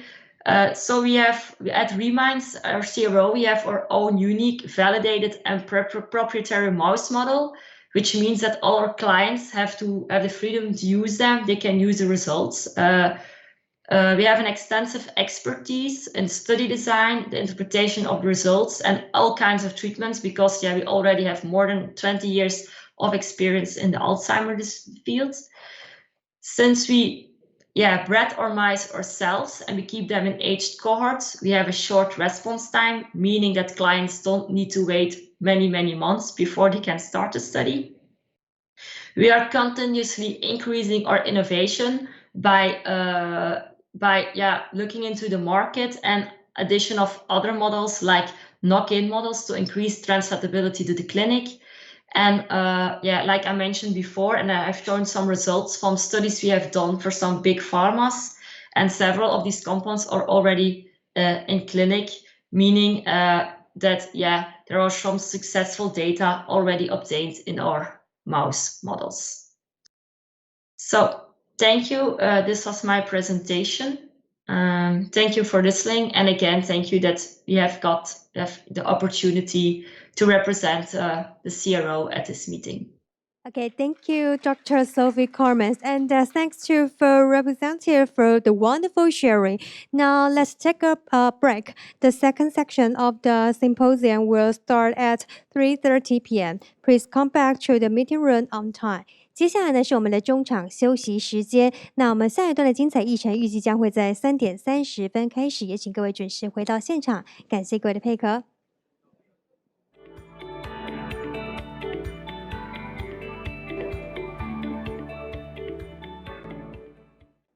Ladies and gentlemen, welcome back to 2021 International Symposium on Treatments of Brain and Neurological Disorders. 我们非常感谢我们线上所有与会嘉宾回到活动现场。那首先，让我们欢迎国立阳明交通大学神经科学研究所陈世斌教授来与我们说明以多模组脑神经标志解码偏头痛。Now let's welcome Professor 世斌陈 from Institute of Neuroscience, National Yangming Jiaotong University, to introduce decoding brain and genetic signatures of migraine. Welcome. Okay, thank you for your kind introduction. It's my great honor to be here to introduce our recent progress in decoding the brain and genetic signatures of migraine. I'm Xu Binquan from National Yangming Jiaotong University and Taipei Veterans General Hospital. Migraine is the most common and disabling neurological disorder in the world, leading to a tremendous disease burden. However, despite its enormous impact to the sufferers and medical providing system, migraine is still under-recognized, under-diagnosed, and undertreated. Why is that? Because migraine is not simply a headache. It's a highly dynamic neurological disorder that manifests clinically as a constellation of symptoms that evolve through different phases of an attack. Before an attack, there may be some prodromal symptoms like tiredness, neck stiffness, difficulty concentration, yawning, emotional change, or food craving, just like attending an afternoon symposium with a coffee break without coffee. And right before the headache attack, there is an aura phase, which is characterized by a fully reversible neurological symptoms like visual, somatosensory, or speech disturbance. And then the headache would develop to a full-blown migraine, which is characterized by unilaterality, throbbing, with accompanying nausea, vomiting, and hypersensitivity to light, sound, and smell. And following the attack, some patients might continue to have some post-traumatic symptoms. Patients with migraine would encounter this ictal, interectal, cycling throughout numerous times throughout their life. Not only that, migraine could evolve from low-frequency episodic migraine to high-frequency episodic migraine, and even to chronic migraine, which is defined as a headache with more than 15 headache days per month for more than 3 months. This refractory recalcitrant clinical subtype is highly disabling, refractory to treatment, and often complicated by medication overuse headache, meaning that the frequent use of painkillers did not resolve the headache, but instead exacerbate the headache. Although there has been substantial progress in understanding the pathogenesis of migraine, what contributes to the generation, fluctuation, and quantification of migraine remains unclear. To this end, we have dedicated to decoding the brain and genetic signatures that could contribute or reflect these complex processes during the past decade. Here, I would like to show you some examples. First, we'll tackle a difficult test. Could we predict a migraine attack?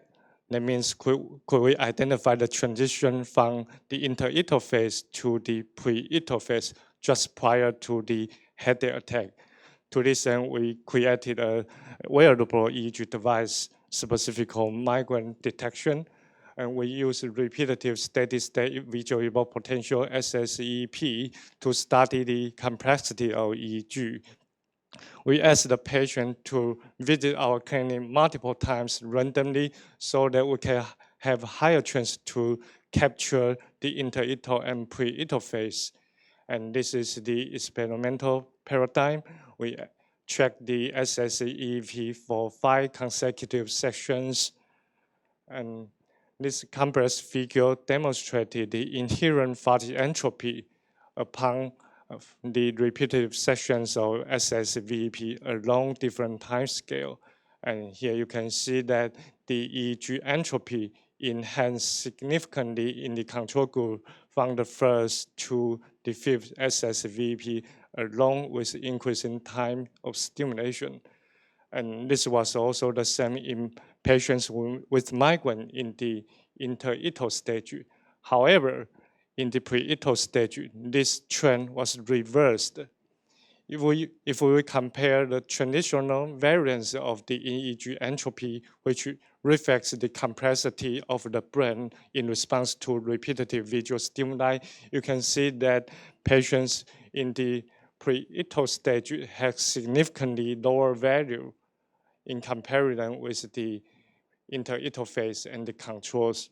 So if we use this traditional variance or inherent faulty entropy in combined with machine learning, our classification model could accurately predict the pre-etal phase, meaning that we were able to capture the headache just right before the attack. We are recently trying to improve our device, our wearable EEG device with new built-in graphene electrodes and built-in chips so they can allow real-time cloud computing and immediate feedback. This intelligent brain-computer interface system could allow us to early predict a migraine attack and even allow us to treat a migraine preemptively just to prevent or early abort the attack. How the brain changes during the quantification of migraine remains unknown. So we use magnetoencephalography to study the visual cortical excitability in patients with migraine in comparison with controls. And in normal controls, with repetitive visual stimulation, the visual cortical excitability tend to habituate along with the stimulation. However, in patients with episodic migraine in the inter-etal phase, they tend to lose the habituation, meaning that they are much higher excitable. However, during a migraine attack, that means episodic migraine in an etal phase, they resume the normal habituation, a process that we call etal normalization. And in patients with chronic migraine in the inter-etal phase, they did not inhibit the dorsal habituation observed in the interetal episodic migraine. Instead, they behave like an ethal episodic migraine, meaning that in patients with chronic migraine that have a persistent ethal-like visual cortical excitability, just like a never-ending migraine attack. We also use the magnetoencephalography to study the somatosensory gating in patients with migraine. We found that the somatosensory gating ratio, which is a comparison of pair response to from the second to the first stimulation, and this gating ratio is altered and increased along with migraine chronification, and it was also associated with the frequency of migraine attacks. By using this somatosensory gating ratio, we can also differentiate migraine from tension type headache, another primary headache, with a very high accuracy. Not only the change of excitability, the neuronal health also altered during the chronification of migraine. We use a two-dimensional magnetoresonance spectroscopy imaging to evaluate the ratio of N-acetylaspartate, NAA, in multiple brain regions in patients with migraine in comparison with controls. You can see that the NAA level, which is a reflection of neuronal health in the thalamus, a hub of sensory processing, is decreased in patients with migraine, particularly in those with chronic migraine. And this NAA ratio also decreases along with the quantification of migraine. If we evaluate the correlation of NAA level between the thalamus and the anterior cingulate cortex and occipital cortex, you can see that in the health controls, the NAA level in these structures correlated well. However, in patients with episodic migraine, the correlation diminished. And in patients with chronic migraine, the most severe subtype, this correlation was even inversed, meaning that there is a reorganization of important brain networks in chronic migraine. And not only functional alterations, we also observe morphological changes in the brain of chronic migraine. We see that the cortical thickness in patients with chronic migraine, and particularly in the PEM matrix, was decreased in patients with chronic migraine, and the cortical thickness in the right insula, important hub in the PEM matrix, is negatively correlated with the frequency of migraine attacks. And in patients with medication overuse headache, meaning that they frequent take the painkillers, the gray matter volume is also lower at the bilateral orbital frontal cortex and the occipital cortex. And now we want to root down to the brainstem. Brainstem is considered important for PEM modulation. However, due to the limitation of techniques, previous studies could not provide detailed data for the structural or functional changes in this area. To this end, we created a novel technique called brainstem EEG. Because of limitation of time, I won't go into a detail, but you can see the activation pattern in this area. In this brainstem area, we can detect this current intensity in millisecond level. And by using this dynamics of brainstem activation, we found that the current intensity of this dynamic brainstem activation correlated with the sensitivity to pain in normal subjects. We can well differentiate patients' hyper or hypo response to pain stimuli. And we even use this brainstem EEG in patients with migraine. We ask the patients to do EEG recording for 30 consecutive days, along with headache diary recording, so that we can capture every phase of the migraine attack. And now you can see that this dynamics of brainstem activity fluctuate between the different phases of the attack. And we can see that this dynamic brain activity elevated to the measurement in the pre-ictal stage 24 hours right before the attack, meaning that we can see the brainstem dysfunction just right before the attack and thus detect a migraine. And in addition to brainstem EEG, we are now creating personalized functional brain MRI postulation as well as brainstem CT tractography so that we can integrate the temporal processing of this sensory processing in migraine along with the accompanying anatomical and functional alterations, hoping that we can develop a composite brainstem-based neurosignature specific for migraine. And we have also developed a high-resolution brainstem-based connectomes in mice to facilitate translation. How the brain changes during the quantification of the inter-ictal fluctuation may be partially contributed or driven by their genetic predisposition. In fact, patients with migraine have a strong genetic basis. They have high familial aggregation. They have an heritability of around 50. To study the common variants contribute to common migraine, which this genetic variants carrying a high allele frequency but low effect size, the best strategy may be genome-wide association study, GWAS. In fact, previous genome-wide meta-analysis has identified 44 single nucleotide variants in 38 distinct genomic loci. And the functions of this gene are related to neurons or vessels, and some are related to ionic homeostasis, glutamatergic transmission, oxidative stress, or pain sensation. However, previous GWAS were all performed in Caucasian. Therefore, we performed the first genome-wide association study of migraine in Taiwan, which is also the first in Asians, to detect the genetic contribution that may contribute to the inter-ethnic difference. We identified two novel genes, the DLG2 and GFR1, which are functionally relevant to migraine. DLG2 is associated with glutamatergic neurotransmission, and GFR1 encodes for GDNF receptors that are expressed in trigeminal ganglion neurons containing calcitonin gene-related peptide, CGRP, one of the most important neuropeptides in migraine pathogenesis.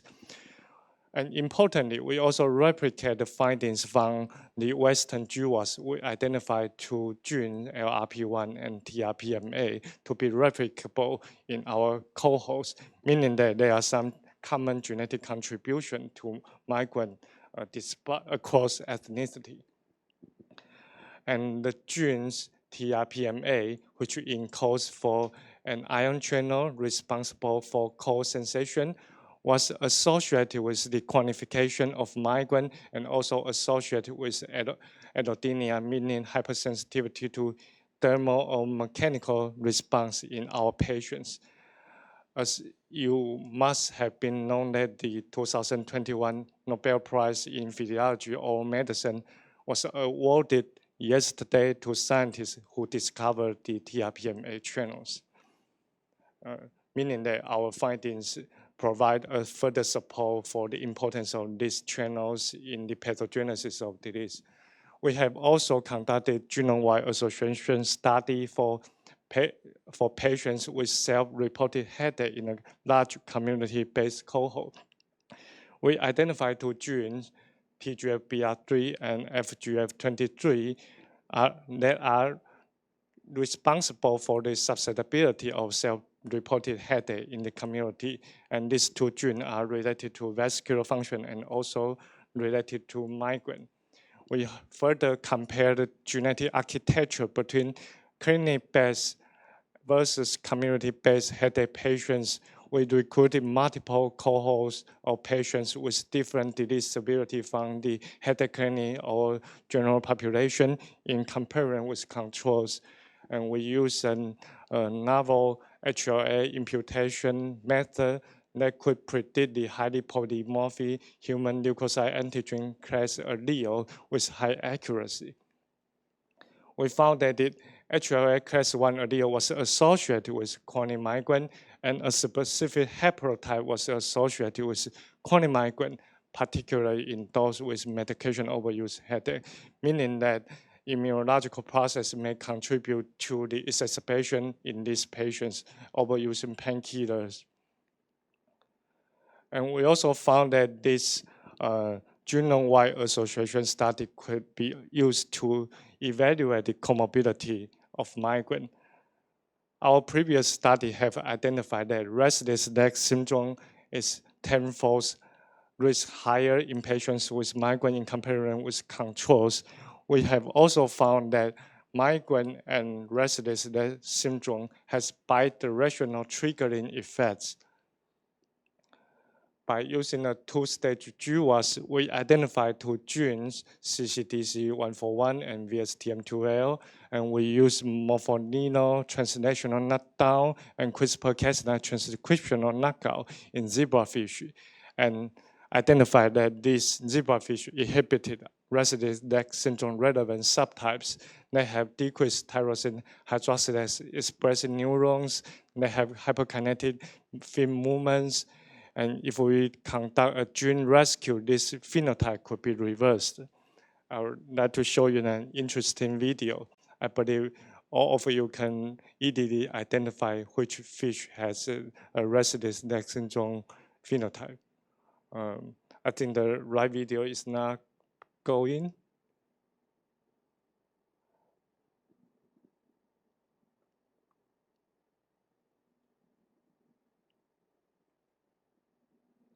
All right, this video is just to wake you up because I have reached my end of talk.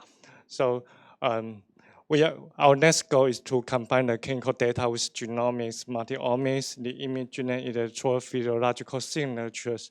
Combined with artificial intelligence, we may have the capacity to provide patients precision therapy with these microeconomics. I would like to conclude my talk here. Thank you very much for your attention.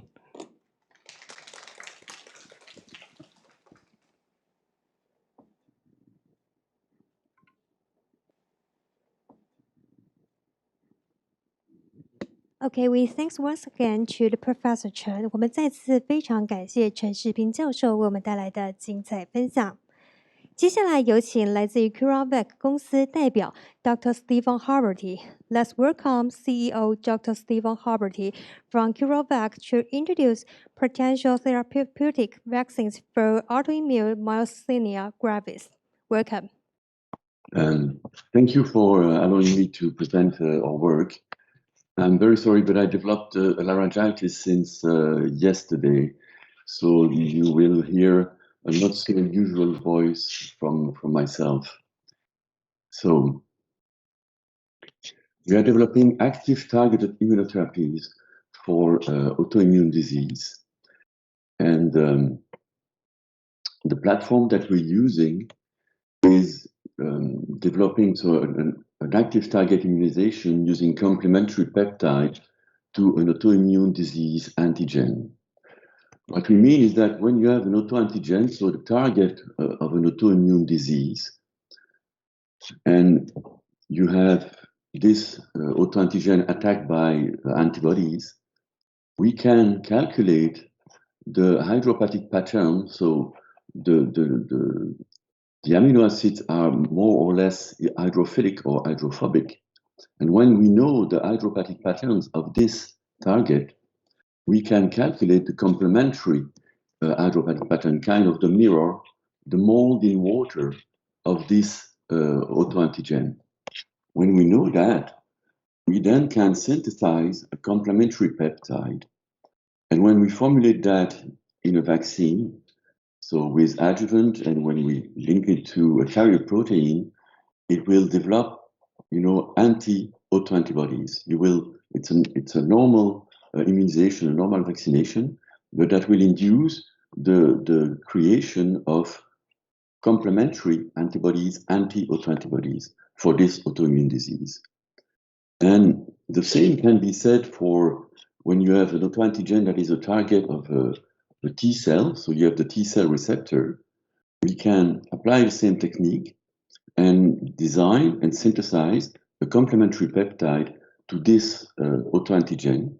And when we vaccinate, we can induce, the creation by the body of the patient of anti-TCR antibodies. So if we summarize, simply we have the target of an autoimmune disease, which induce the creation of autoantibodies or T cell receptors for T cell reactive to this autoantigen. We calculate the hydropathic profile, the complementary profile, we synthesize the peptide, and when we immunize with this complementary peptide, we can induce the creation of anti-autoantibodies or anti-TCR antibodies. Our goal is to cure patients with autoimmune disease using disease-specific therapeutic vaccine as active targeted immunotherapies. So very specific, very targeted. The first disease we addressed is myasthenia gravis, and we already demonstrate an excellent safety profile in a phase 1b, so on 24 patients. And we are now preparing a phase 2 with a more potent formulation. Actually, we are ready to start. We are on the starting block for this phase 2 proof of concept on myasthenia gravis patients. Now, myasthenia gravis was big because it's an ideal model for autoimmune disease. So first, it's still very debilitating. So it's a debilitating nervous root disease that induces muscle weakness and intense fatigue. It's still lethal if not treated. So it's a very handicapped situation for the patients. And it's also, it's an orphan disease. So it's a rare disease, but still we speak about 200,000 diagnosed patients in United States, Europe, and Japan. In China, it is considered that there are more than 200,000 patients, in mainland China. Now, as I said, it's a rare disease. The MG therapeutic vaccine is a designated orphan drug, in the United States and in Europe. It's also an unmet medical need. You still have an increased mortality rate in patients with myasthenia gravis. The usual treatment is broad immunosuppression lifelong. There exists a symptomatic treatment, but you have to take it every 4 hours. So, for example, some patients have to wake up in the middle of the night to take their medication. There exists a long-lasting symptomatic treatment, but it's not very efficient. Now, these treatments have numerous side effects, from osteoporosis, hypertension, diabetes, diarrhea, all the very bad secondary effects. There's also a surgery, so you can remove the thymus gland in a hope to improve myasthenia gravis. And there exists recurrent crisis treatment like IVIG or plasma exchange. And also there is now treatment for refractory disease like rituximab or eculizumab, but these treatments are very expensive and quite cumbersome. It's also an economic burden. So in 2013, for United States, the hospital cost per patient was around $100,000. So to give an insight, an MG patient costs 3 times more in hospital cost to the healthcare system than a patient with multiple sclerosis. So the total cost for inpatient cost for MS in the United States in 2013 was about $50 million, sorry, where the total cost for myasthenia gravis, which is 8 times less, there are 8 times less patients, was about 550 million.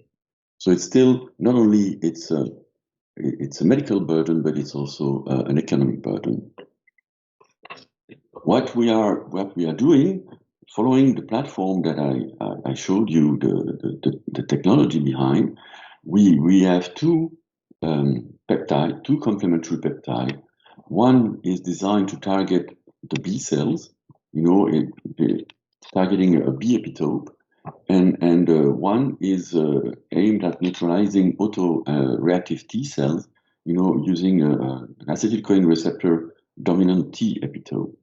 All that is, peptides alone are not immunogenic enough, so we are linking them. We are linking them to a carrier protein, and we formulate that with an adjuvant. In the phase 1b, we used the aluminum adjuvant, and now we are using a water in oil adjuvant. So the goal is to have a very targeted approach for myasthenia gravis. We have demonstrated extremely safe medications with virtually no side effect. It was impossible to see the difference between the patients who received the placebo. The placebo was the adjuvant alone.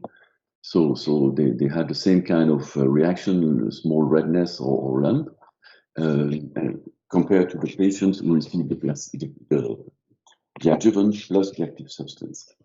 And of course, the goal is to reduce hospital visit and health care cost, potentially a cure. Just inside of what was the clinical trial, we had 3 cohorts. So first, we had a low dose for this clinical trial. It was the first time ever that a synthetic peptide, for an autoimmune disease was tried in humans. So we had to be very careful, and of course, the ethical committees wanted the lowest possible dose. So the first cohort was a low dose. We had 2 placebos, and we had six patients who received the low dose.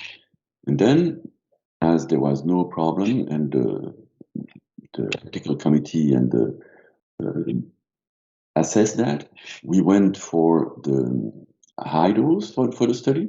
So again, 2 patients received a placebo, and 6 received a high dose. Again, there was absolutely no side effects or nothing else than just a lump or a little induration or some itchiness. So the third cohort was again down with 2 placebos and 6 high dose. So in total, we had 24 patients. 12 received high dose, 6 received a low dose, and 6 received a placebo. And the schedule was 1 injection, then a month later a second injection, then 2 months later a third injection. Then we followed the patients, in a blind, double-blind study for another 2 months. And then all the patients were invited to go in a long-term follow-up study, and all the patients actually accepted. And this long-term follow-up study finished in September 2018, so it started in 2016 for the first patient, and all the patients then went until September 2018. So this study demonstrates that there was no serious adverse event during the study part A. Most the treatment emergent adverse events were of mild severity, whatever treatment group. The most frequent adverse events were injection site reaction like tenderness, pain, plaque, an erythema, or itching. And all treatment adverse events resolved spontaneously within days. Actually, the most severe secondary effect we had was a patient who had an itchiness in his arm for 24 hours, and he said that was interfering with his normal concentration for 1 day. Of course, when you compare that to the burden of myasthenia gravis, everybody understands that it's really negligible. We obtained an immunogenic response. In 11 of the 18 patients who received the vaccine. So 2/3 of the patients had an immunogenic response, although some patients react only to one of the antigen, or some react to only the second antigen. Only 5 out of so 1/3 react to both peptide. And this is why, because the titers were relatively low compared to the titers that were observed in immunized animal, in the preclinical studies, but still the titers were higher in the study high dose. This is why we decided that the conclusion was that the safety is excellent, similar to a prophylactic vaccine, that we have a dose-dependent immunogenicity. The patient severity at inclusion was not tailored for statistical power, for efficacy. It was a phase 1. But still, we had 3 patients that exit the study with absolutely no symptoms at all. So all the scales for myasthenia gravis were at 0, and patients consider themselves as cured. And for the 2 patients that we are still in contact with, they are still without any symptoms. If one was relatively mild, very mild patients at inclusion, one has still a QMG of 8, which is already a moderate myasthenia gravis. So the conclusion was, let's conduct a phase 2 efficacy clinical trial with a more immunogenic formulation or vaccination schedule. Actually, when you want to increase the immunogenicity, you have 3 ways. You increase the dosage, you change and you go for a more potent adjuvant, or you increase the number of injections. So we have these 3 leverage, to increase to have a more potent formulation. At the same time of the phase 1 clinical trial, we had the opportunity to have a patient. So a patient in the United States was granted by the FDA an individual patient expanded access because he had a refractory MG. So he had a very severe myasthenia gravis for the last 5 years. So a QMG goes up until 30, and he had 20, which means that he could not drive, he had difficulties to read, he had difficulties to eat. He actually was a medical doctor, and he had to sell his clinic. For 5 years, he tried different treatment, cortisone, but he developed diabetes, so he could not keep going. He tried Imuran, he tried IVIG. Nothing was working. He was stuck with symptomatic medications at very high dose. We inject the patient, medical doctor in the United States, the same schedule as the phase 1. And within 5 months, this patient went hiking with his son. He was 70 at the time. When hiking with his son in the Yosemite National Park. And he was able to reduce the symptomatic medication from 540 milligrams, which is a very high dose, to 0, or sometimes when he was really doing too much, maybe 60 milligrams a day, which is nothing. And you have different scales here. One is, the neurological exam, and on the right you have the impression of the patients, and you see that both all the scales follow the same pattern. Of course, the patient was very happy. At some times, as any patient, he would say, I want to improve even faster. But at the end, now he's still asymptomatic. So this patient later opened a new clinic at 72 years of age, and he still considers himself cured now 5 years down the line. So this is what we expect when we have a higher dose for every patient. Now, since the phase 1, we also redone an in vitro experiment. Let's redemonstrate that the original work, which was done 30 years ago, can we demonstrate that with a new formulation, with a new technology, it does exactly the same.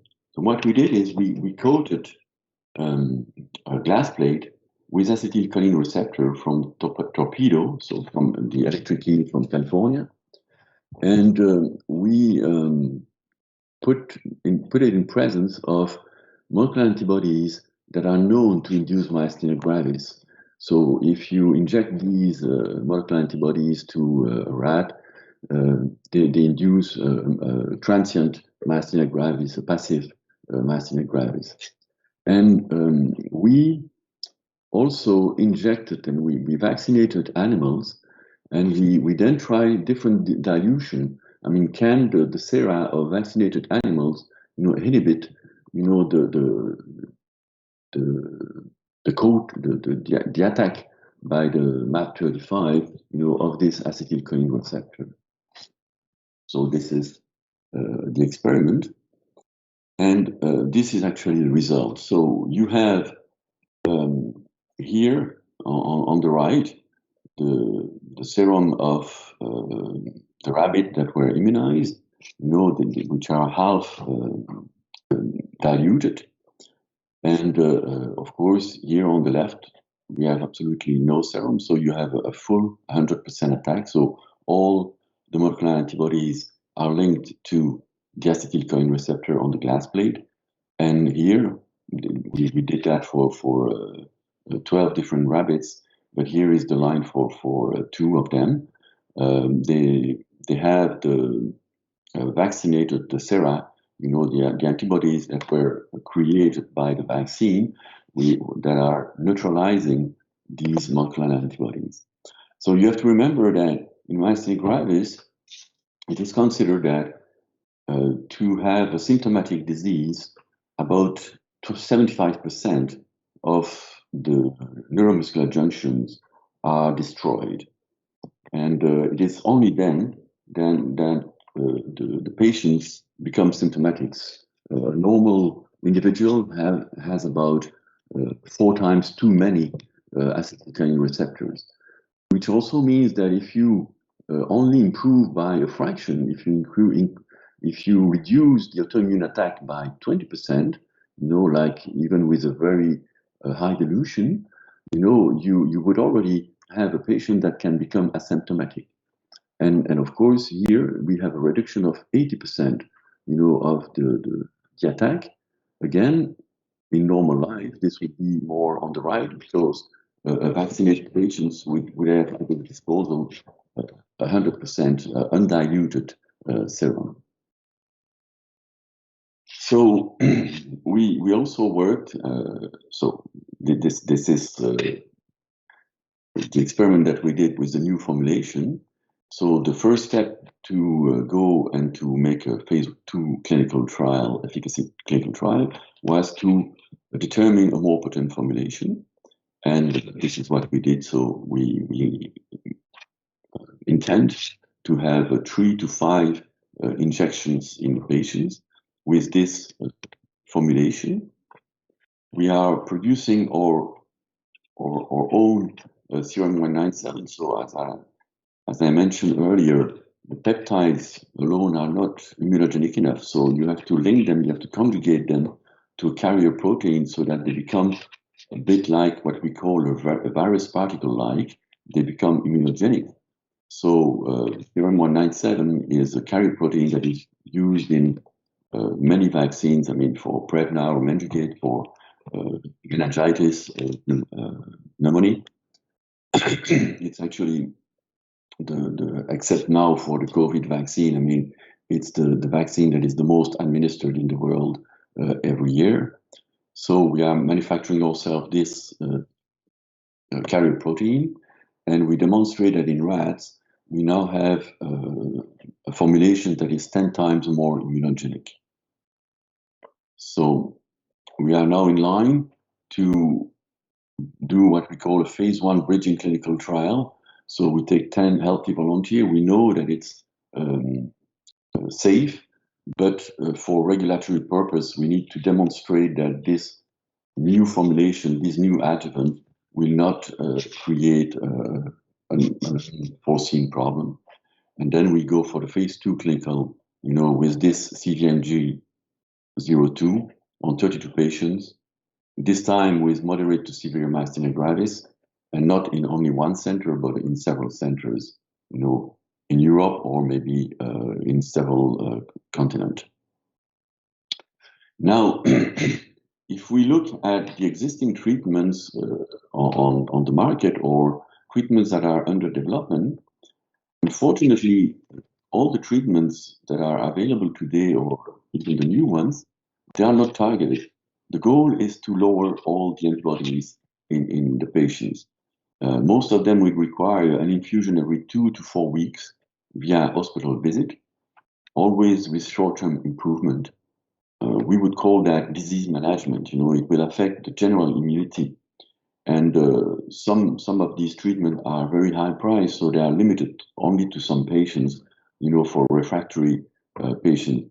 As an example, Alexion, you know, Soliris, Eculizumab, is actually the most expensive treatment available in the world.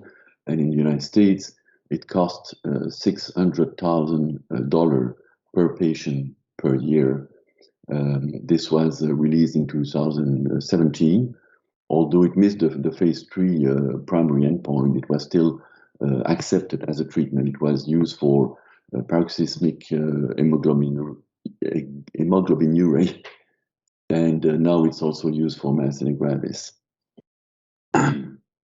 So, but other treatment, you have, for example, 5 other treatments which are on development or ready to be released on the market, which are monoclonal antibodies that are attacking the recapture of antibodies by the kidney. So we speak about a plasmapheresis, it's a plasma exchange through the kidney. People are excreting their antibodies, all the antibodies, the good and the bad. So for the bad ones, we know that it will improve myasthenia gravis, but why should you eliminate all the needed and the good antibodies? And the same can be said for other treatment like the belimumab or the treatment from Novartis or peptide anti-complement, which is higher in the chain. When you address the autoantibodies, you are really at the source of the disease and not somewhere down the line in the biological process that leads to the destruction of the neuromuscular junction. So the advantage that we hope and we aim at is a targeted approach. You know, you would improve a patient for a long-lasting period or even for lifelong with only 3 injections over 3 months, maybe 5 over 5 months. So long-term improvement, potential cure, very specific. You don't interact with the rest of the immune system. It's like a reprogramming of the immune system. And we believe that this can become a first-line therapy for all. You know, if you ask patients, we actually did.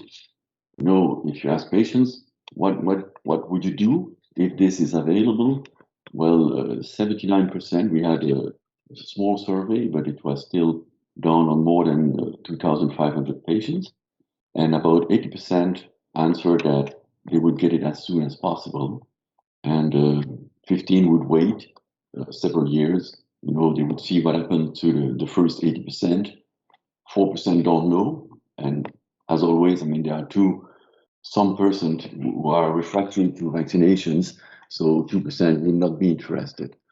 But our understanding is that effectively it could become first-line therapy, because if you face the patient with a treatment with cortisone or with immunosuppression or with a thymectomy, do you want to try that first, or do you want first to have an injection in your left upper arm? We are very certain that patients will answer, let's first try the vaccine, and if it doesn't work, then we can go for more ARC treatment. So this complementary peptide platform can be applied to any autoimmune disease. Actually, there was already a demonstration in the animal model. I'm sorry for my laryngitis. There was already a demonstration in animal model for MS, you know, for Guillain-Barré, for SLE. But we would aim at other disease, maybe where, again, the target of the autoimmune disease is well defined, like Graves' disease or Hashimoto disease, even diabetes. Now, all autoimmune disease represent about 5% of the population, and fortunately, some patients suffering of more than one autoimmune disease at a time. So this would be a first-in-class platform, for autoimmune disease. we hope that this will address this niche market, but still a very important niche market, as I demonstrate. I mean, with that costs a lot to society, and we believe that it will show the same virtually no side effects like the first phase 1 showed it.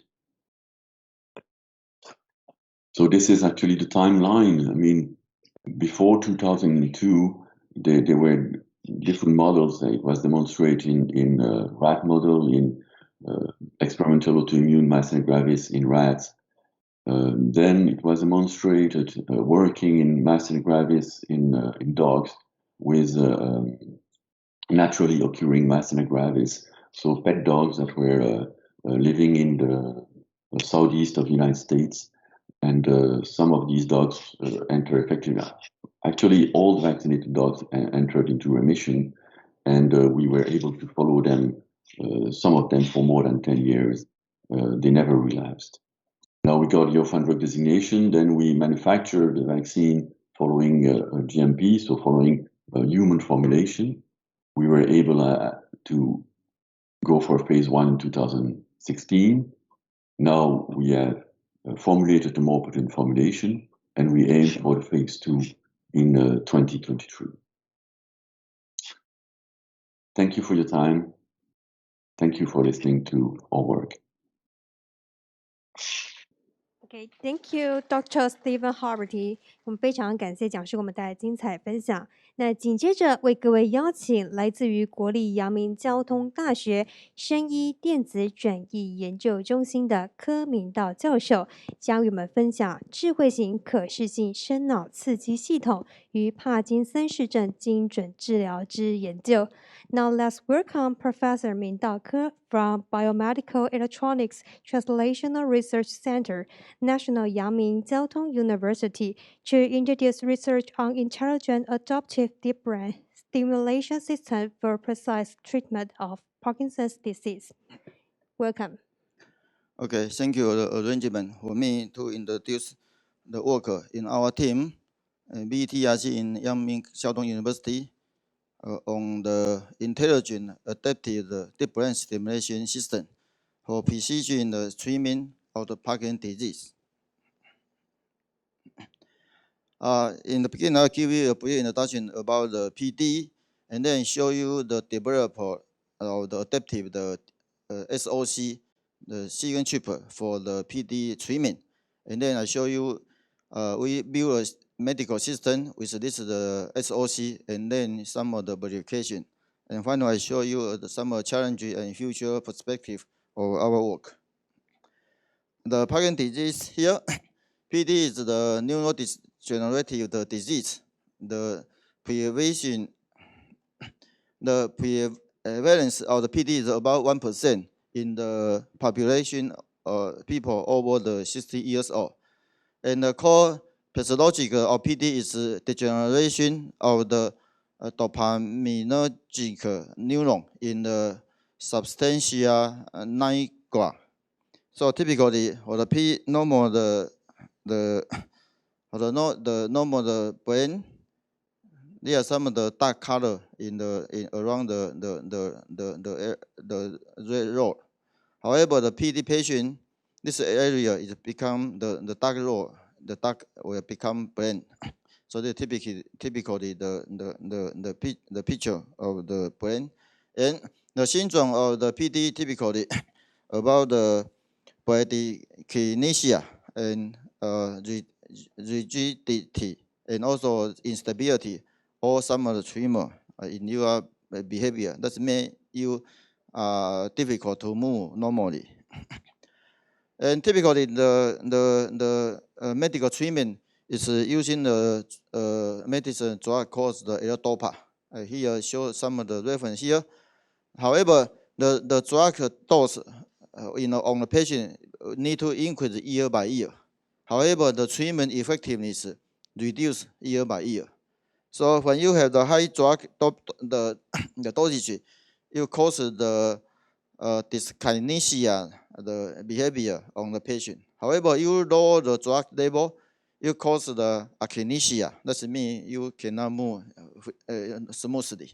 So there are some side effects on this kind of patient using by the medicine drug. Another way is using the electrical stimulation to trimming the PD the syndrome. And here we just show the product from the USA Medtronic, the company. They already developed this kind of the implant device, of course FDA approved, using in the human. Inside, this is the implant device. Outside is the titanium package to make a hermetic package, because you need to put it inside the body. Typically, inside in the chest, and then there are some the line in the connection line. It called extension to make the connection from the IPG through the neck, and then go to the surface of your head, and then put a hole through the skull, and then insert the deep brain the needle to the region of the STN. So the needle will insert to a deep brain region STN, and then there are some electrode, the white color show here. There are 4 electrodes explore to make the electrical connection in the tissue of your deep brain. So the signal, electrical voltage or current goes through the connection to here, and make we are using a biphasic the waveform to do the stimulation. By control the stimulation frequency typically around 100 to 200 hertz, and the typical voltage about 1 volt or 5 volt in this region. You can separation you can separation the abnormal behavior happening in the PD patient. So this is the typical already used in to treatment the patient by the electrical stimulation. So in this system, you need have some of the circuit control board inside this package, IPG, and of course, you circuit operation you need the battery. So this size somehow a little bigger because you need a long amount of battery inside, and then everything put inside your body. So typically this kind of application, of course, Taiwan TFDA also approved, and also we can use it in the patient in Taiwan. However, this system is we call the open loop the deny. They just put the electrode, make select the lead with the right location, and then open the switch, and then they continue the stimulation your brain 24 hours, day by day, year by year. By this, the consumption of the power, of course, the battery inside the IPC is limited. So maybe 3 or 5 years later, you will run out the battery, the power, and then you need to do the surgery again to replace the IPG inside your body, because it run all the power inside. So this is some of the limitation to using this kind of the device. Now, our team, thank you the support from the most special department of the 9 science to support us to develop the closed loop of the DBS for the PD application. For the closed loop, compared to open loop, that means we need to detect the syndrome or the disease. When this syndrome happening, we do the treatment. If the syndrome did not happen, we just keep the monitoring, just watch him, and then syndrome happening, we just treatment him. Therefore, you can make a closed loop of the deny and also the treatment. The major the advantage is using limited power to make efficient application. During the stimulation, the use of the power is much higher than the monitoring. Monitoring just watching there, so you need a little power, but not too much. But the most of the power consumption is you do the stimulation, because you need to provide a large amount of current, for example, 5 milliamp, even up to 10 milliamp into your brain. So this is the huge energy consumed from the battery inside the IPG. However, what kind of syndrome you need to know in advance. For anything to go to the electrical silicon chip, we get the signal, you need to put the signal become the electrical waveform. So we can record the brain signal to find the biomarker. For the PD, the patient, so here, typically, this is the local field potential recorded by the implant lead inside your brain, STN region.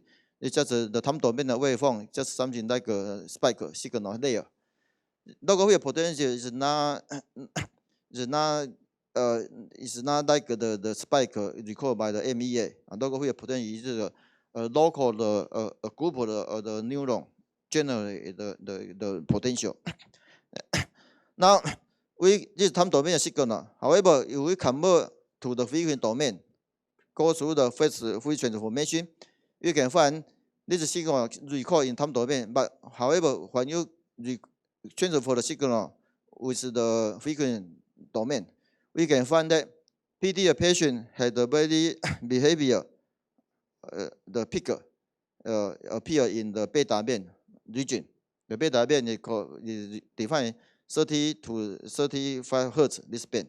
So this is typically when a PD patient we record the local potential from the STN region.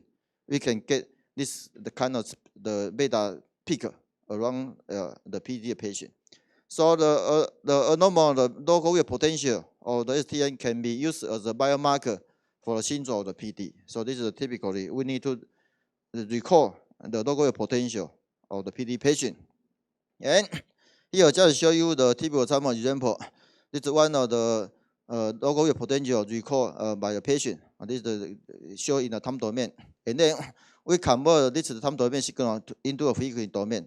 So you can see around the frequency band, you can see this patient have the peak around 10 to 20 hertz. This is typically the PD syndrome. So this is one of the example. This is another the local potential recorded from the patient. And then we calculate the beta band power. In the beta band, that's me here. In the beta band, you maybe a bigger peak power or small peak power. And when calculate the area of this peak power, become a remark as the beta band power. Then you can real time to calculate the signal come here, and then real time calculate the beta band power variation in time. And then we can set some of the threshold, the rate line. Typically, we can adjust the threshold, this rate line, by some of the local potential from the patient. You can record the local potential maybe half day or even 20 days, and any some of the period, the day, and then to just what's the threshold is typically can be used to start the stimulation. So this is the set the threshold by the medical doctor or through some of the calculation or AI calculation. Therefore, we can compare the input, the record the beta band power. If higher than the threshold, we can start the stimulation to suppress the syndrome. When the beta band power lower than the threshold, we will stop the stimulation. We can save the power. So this can do the so-called closed loop DBS the stimulation. So in this design, compared to the conventional DBS, is operation open loop. In Medtronic the device, you don't need to record the local potential. You just the output, generate the stimulation to stimulate the STM. However, closed loop, we need to put the electrode. We put the electrode into the STN, and then we do need to record the signal from the electrode STN to the local potential to detect the signal, and then convert. Typically, record the signal is analog waveform. We can do the analog to digital converter to become a digital waveform, digital code, and then do a digital signal processing. By signal processing, to in there we have intelligent algorithm to calculate or to adjustment what kind of the input signal include the biomarker of the PD or not. And then if we adjustment this biomarker, is it in this record the local potential, we will enable the stimulation circuit to provide the high current or high voltage go through the electrode to do a stimulation. So we do this design the quadruple and real-time calculation. Of course, if necessary, we can put the signal outside the system to the external.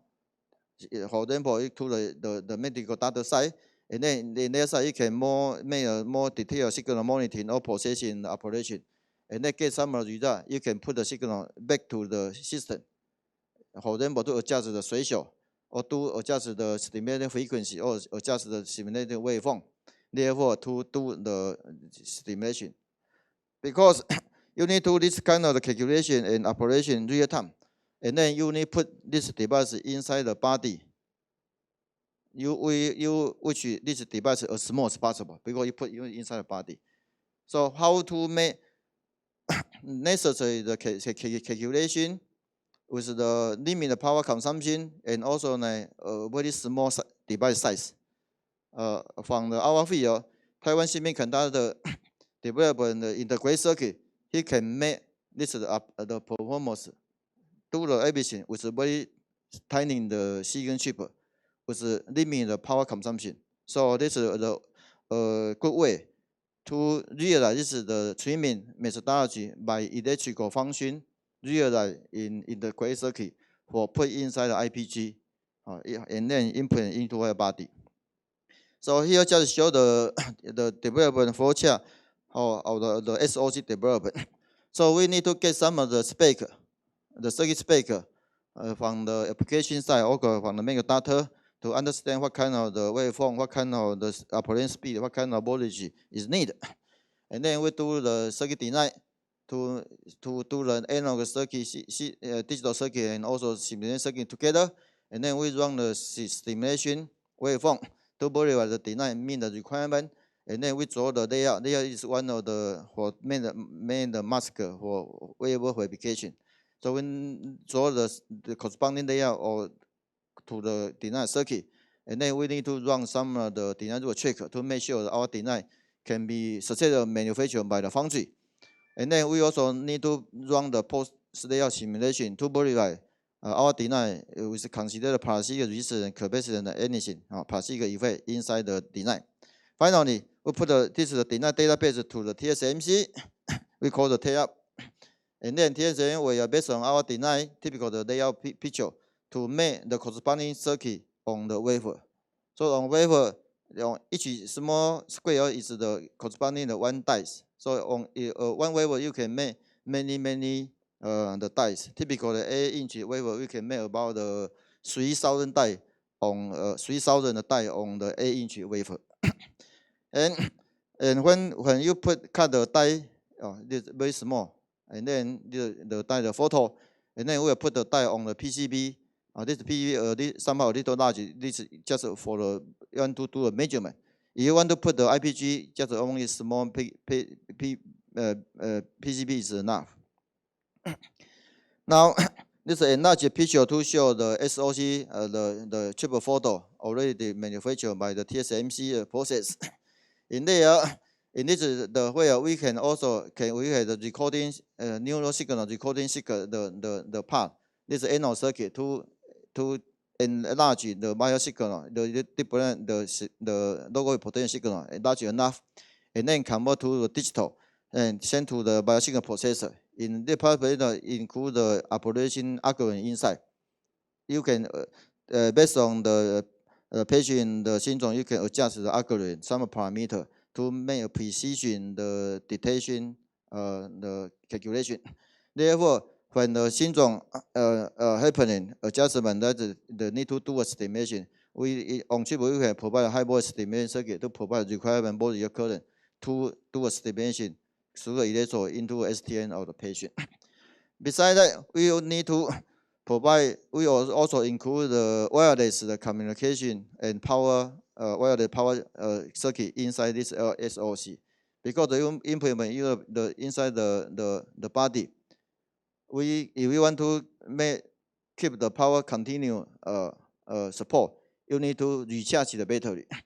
However, how to recharge it? You cannot put the wire through your body outside to plug the AC power line. So you need to put something like an iPhone. You can use in a wireless charger. So we can put the wireless through the inductive link the methodology, go through your skin, you can provide the power inside there, and then go through the circuit control to charge, to get the power and then recharge the power back to the battery. For example, when you are sleeping, you can put the some jack, and then you can charge the battery inside the IPG. Then, so typically by this design, the battery, the power can be continuing to support. So our target, this kind of the device can sustain typically about 20 years. The limit is due to the battery lifetime. For the IC, integrated circuit that made in a silicon like a stone. So if the body solid state, that's a very long-term application. So typically, the limitation will be the battery, the lifetime of battery, or rechargeable the battery. So this is a design. We can provide precision trimming, manufacture the minimal size of the device, and also low power consumption. Now we already have this kind of the SoC chip, and then we put we call the intelligent adaptive difference stimulation system. This is we call the one of the medical device. Inside this the box, they have the mini computer. We use the mini computer also need to external power support through the DAQ card to make a connection to our SoC chip, and our SoC through the electrode to the connection to the electrode into the brain. So we can use in our SoC to record the local field potential from your brain, and then do the calculation here, and then to provide requirement stimulation in the brain. And why we need to put this in the system? Because then we can also get the record signal out to the computer. We can do some of the real-time display to the main data when you do some of the measurement. Not the permanent implement. Before permanent, you can do some testing. Now you can use this system to adjust some parameter from the patient, and this parameter can be right inside the SoC to set some parameter to make a precise or personal the treatment parameter. And this system we can put the monitor connection, so we can see some waveform from the monitor, just some your computer. There we can see, you can record the different channel through the electrode lead. You can calculate where is the beta band or not. And then you can calculate the beta band power, and then compare to the threshold. When the beta band peak higher than the threshold, we can enable the stimulation the period. This is some different application. Of course, the stimulation, which is electrode or which is lead, need to do the electrical stimulation. You can go the some selection by making data to make a selection. Selection the stimulation channel, and selection the how large the voltage or current, and also the frequency. We can set some parameter. Therefore, you can use in the external system to make a control, and then to the SoC chip, and then SoC to execute the requirement instruction to make stimulation or monitoring to the human body. So by this system, you can connect to the monitor to do the real-time monitoring through the monitor, and the lead will put into the SDN region, and then you need to summon the reference ground, return ground, and also IoT the signal. IoT is very important because in our environment they have the 6 Hz electrical power. 6 Hz electrical power will make a very significant the interference to the system stable. So IoT is the 1, 2, 3 filter out. This is the 16 Hz the noise signal from the electrical power. And this is the medical device. This is a medical device. We have already we put this system to make some of the electrical safety testing. Because we want to use in the human body, so we need to get some of the safety certification. Then we can apply the TFDA and then go to IRB to do the human test the verification. So we already have passed the here electrical safety testing by this the IEC standard, And also we pass IEMC immunity testing and by follow this standard. This is the certification the cover page. And in our team, we also study the PD syndrome by the animal the test. Here shows just the small animal by the rate. We induce the PD the rate with the PD syndrome by inject the 6-ODH the medicine into the STN or the rate. So here I show you when the rate with this kind of the drug injection, it can cause some abnormal behavior. After that, we do the open the head and then put the electrode into the STN or the rate and then do record the brain signal. And then we can find that this kind of rate really have the beta band peak here. This is typically to animal testing to verify the PD syndrome with the beta band peak.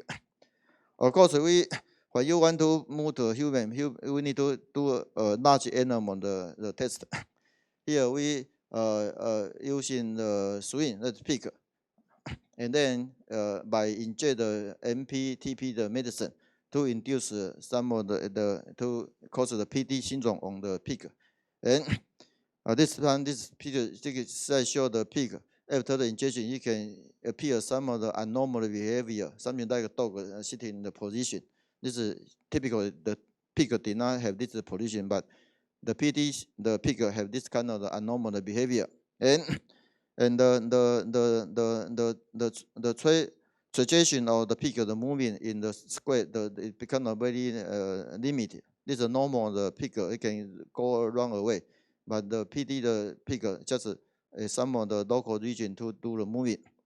And we also put the electrode into the STN of pig to record the local wave potential of the STN. You can get the beta band peak here within around the 20 hertz to verify. This kind of PD already have this kind cause the PD syndrome.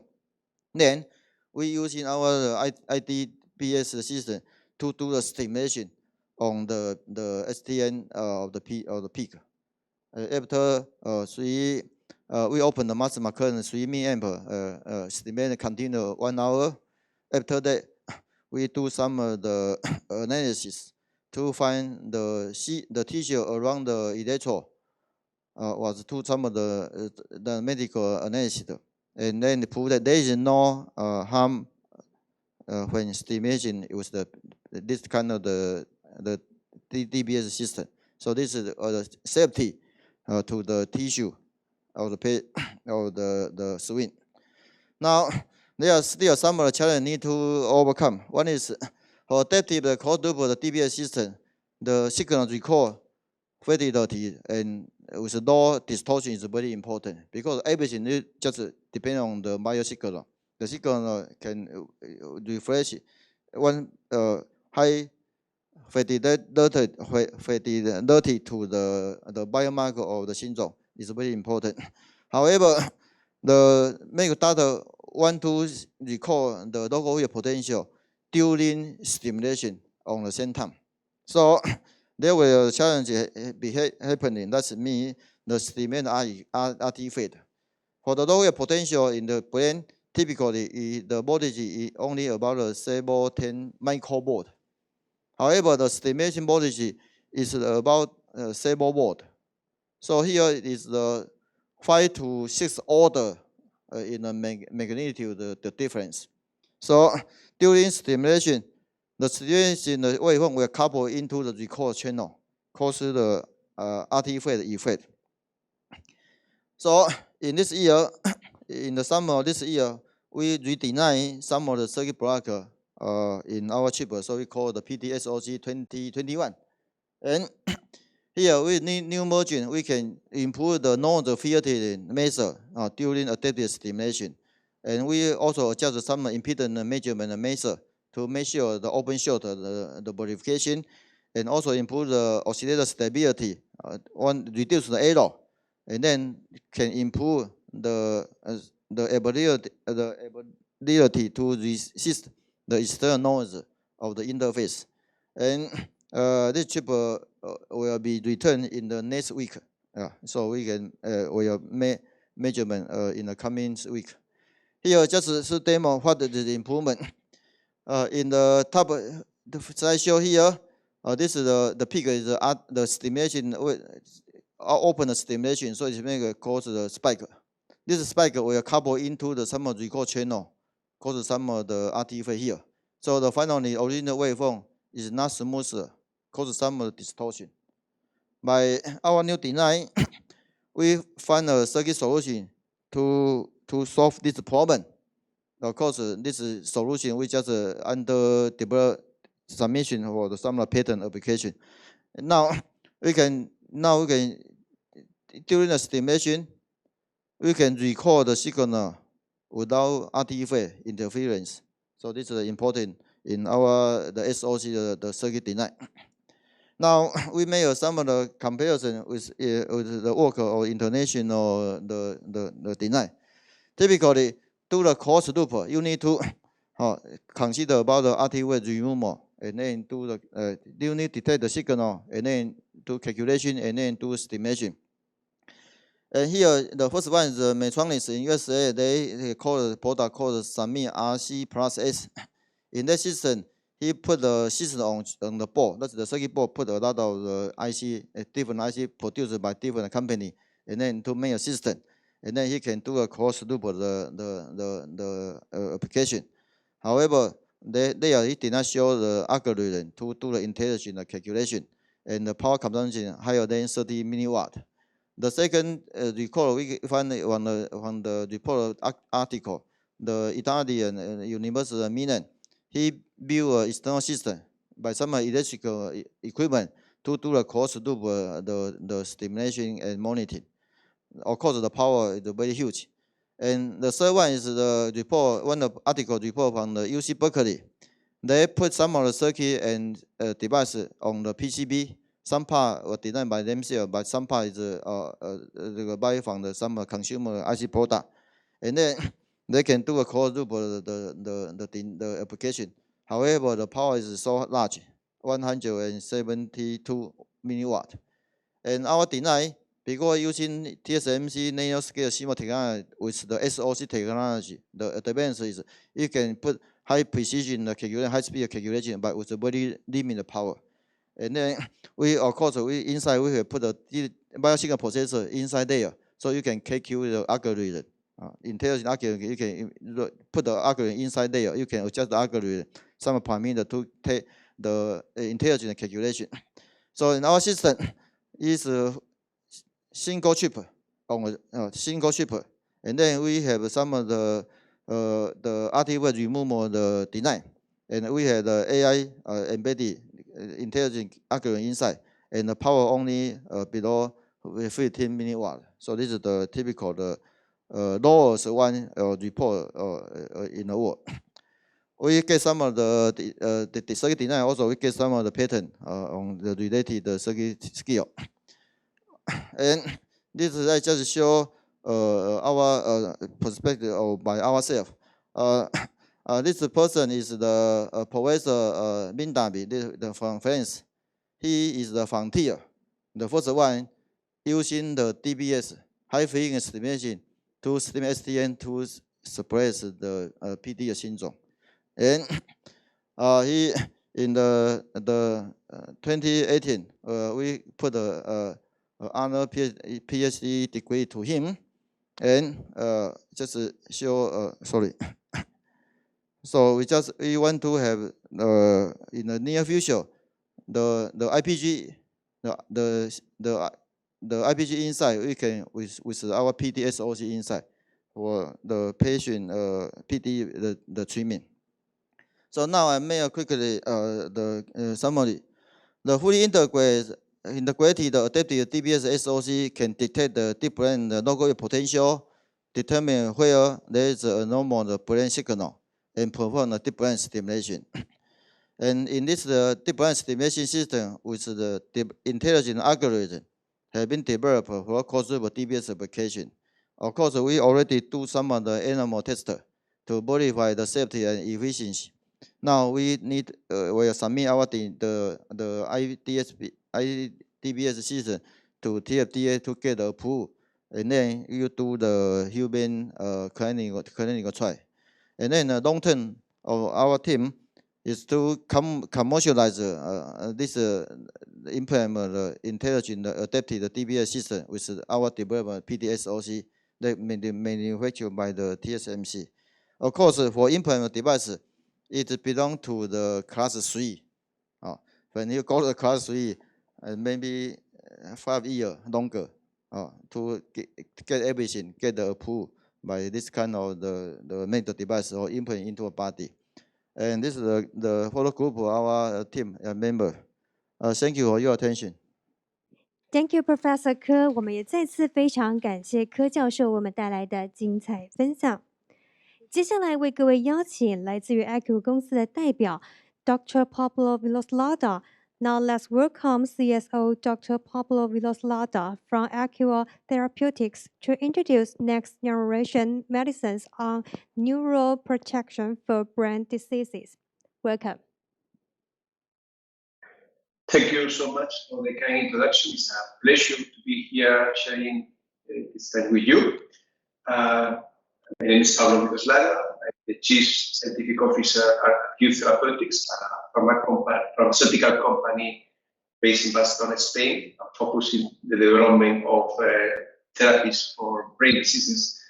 We're going to discuss our approach here in order to develop new therapeutics that protects the brain.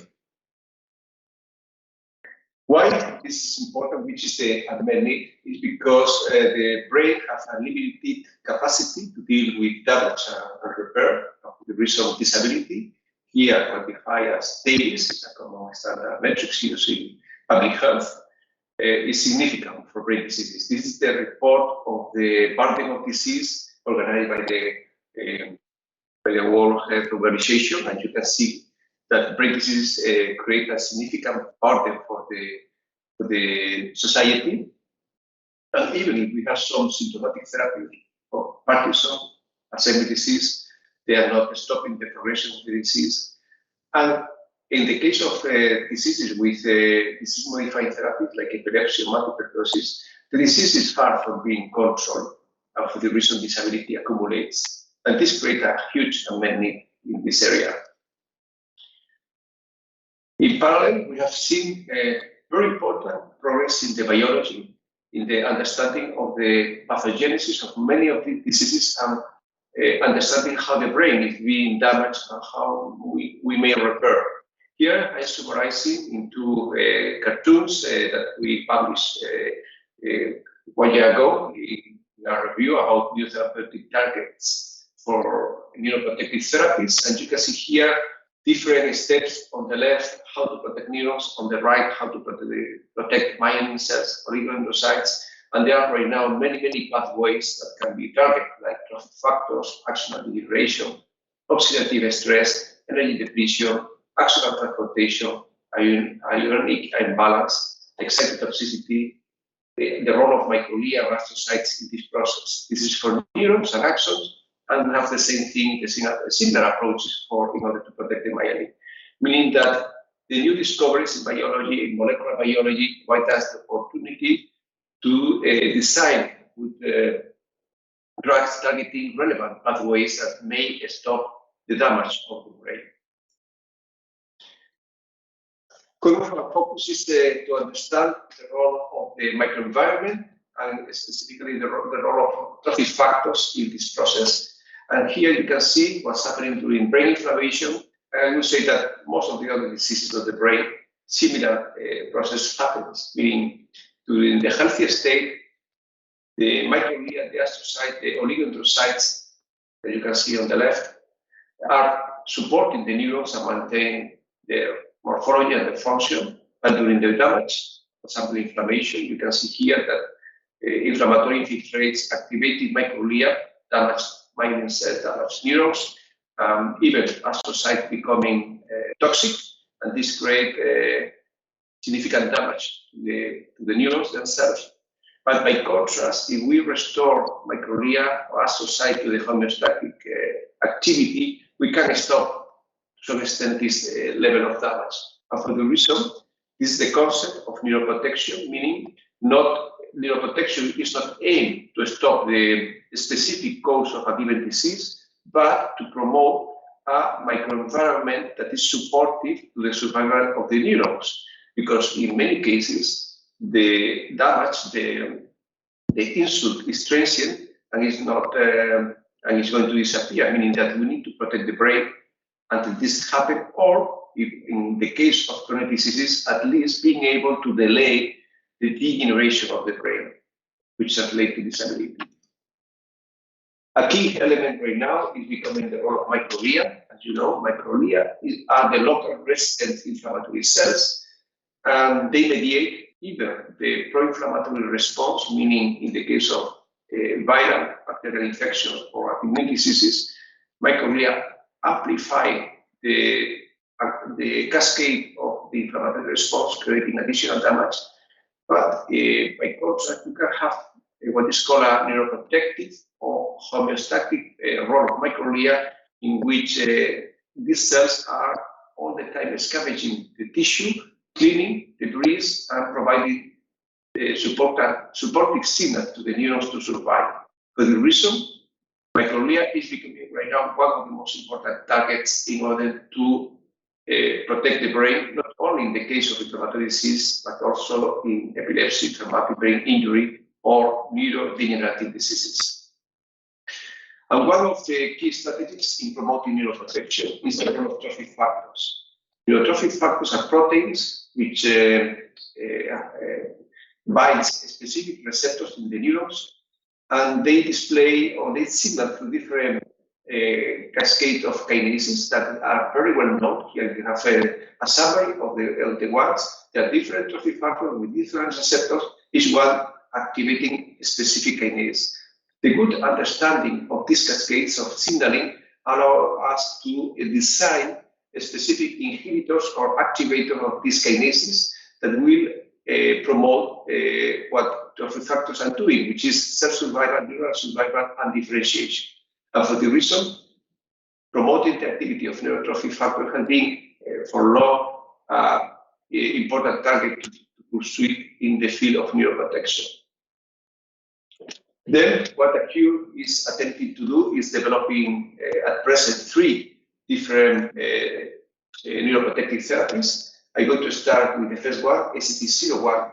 ACT01 is a neuroprotective therapy that is decreasing the damage of the brain, and we are developing for the treatment of multiple sclerosis. In the case of multiple sclerosis, it's an inflammatory disease, and the current pipeline that you can see on the right is the use of immunomodulatory drugs. And right now, at present, there are more than 20 of these drugs available, that they stop relapses, to some extent chronic inflammation, but this is not enough.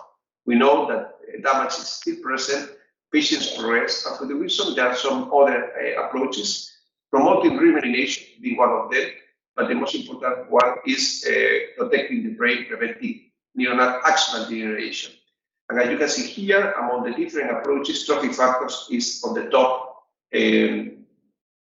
That is the one that we are pursuing, but in combination with the modulation of the microglia, the antioxidant, and the anti-apoptotic activities. The ACT01 is a small chemical that promotes the activity of neurotrophins in the brain, and by this way is preventing CNS damage. Sorry, here you can see some examples that we have done in the animal model of multiple sclerosis, in which we have induced demyelination of the optic nerve. You can see the optic nerve on the bottom, and on the left you can see the axonal density of this brown color. On the right you can see myelin, this blue color. Animals treated with ACT01, previously known as BN201, shows a 45 to 55 protection against axonal loss, and even more against myelin loss. And the same applies at the clinical level. Here is the clinical score of the animals suffering the disease, and this clinical scale goes to 0 to 5, and you can see here animals with a moderate paralysis, which is a chronic disease, and the different doses of ACT01 produce a significantly amelioration of the disease. And this clinical amelioration will reflect against the pathology. Before I show you the optic nerve, now I'm showing to you the spinal cord. And the spinal cord is the main responsible for disability in the disease. And again, you can see here 70–80% protection against axonal loss and against demyelination. And not only in the case of multiple sclerosis, but in the case of other neurodegenerative diseases, in this case glaucoma. As you know, glaucoma is induced by high intraocular pressure that damages the retinal ganglion cells. And we have administered ACT01 by eye drops, also by intravitreal injection. And animals, 1 month after the damage, and after receiving ACT01, shows a significant protection of the retinal ganglion cells, the neurons of the retina that are primarily damaged in glaucoma, compared to the placebo, which reinforced the role of ACT01 as a therapy that protects neurons and myelin cells against damage. And this is the proposed mechanism of action.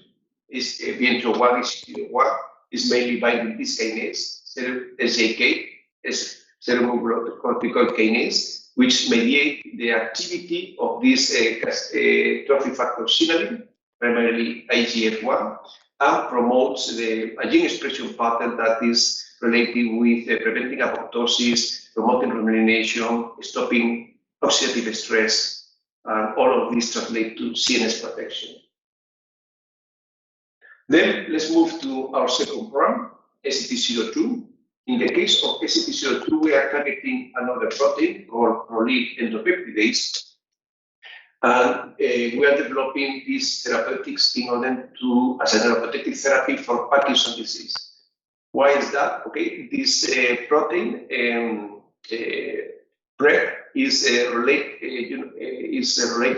or participate in protein-protein interaction, and by this way have been shown that modulate the aggregation of synuclein. Parkinson's disease and other degenerative diseases are called synucleinopathies, meaning this protein, synuclein, is the neurons are unable to degrade, to remove, and start to precipitate, and this create additional damage. And for the result, the neurons degenerate and produce Parkinson's disease. Other researchers and ourselves, we have observed that the activity of this protein PrEP regulated aggregation of synuclein, and by this way might become a good target in order to stop disease progression.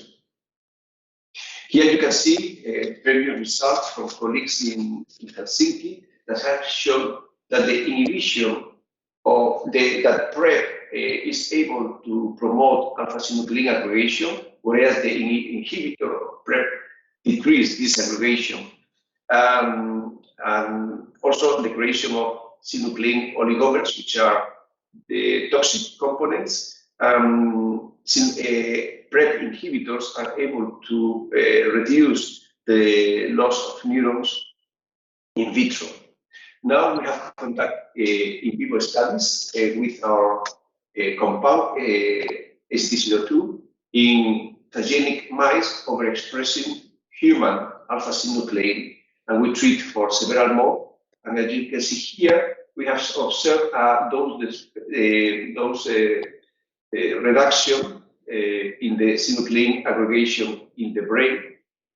And in parallel, we have observed that this decrease in alpha-synuclein deposition is parallel with preservation of the functioning of the neuron, in this case by preservation of the energetics of the cells. Here you can see the complex 1 of the mitochondria. This is the activity of the complex 1, which is preserved in animals treated with ACT02.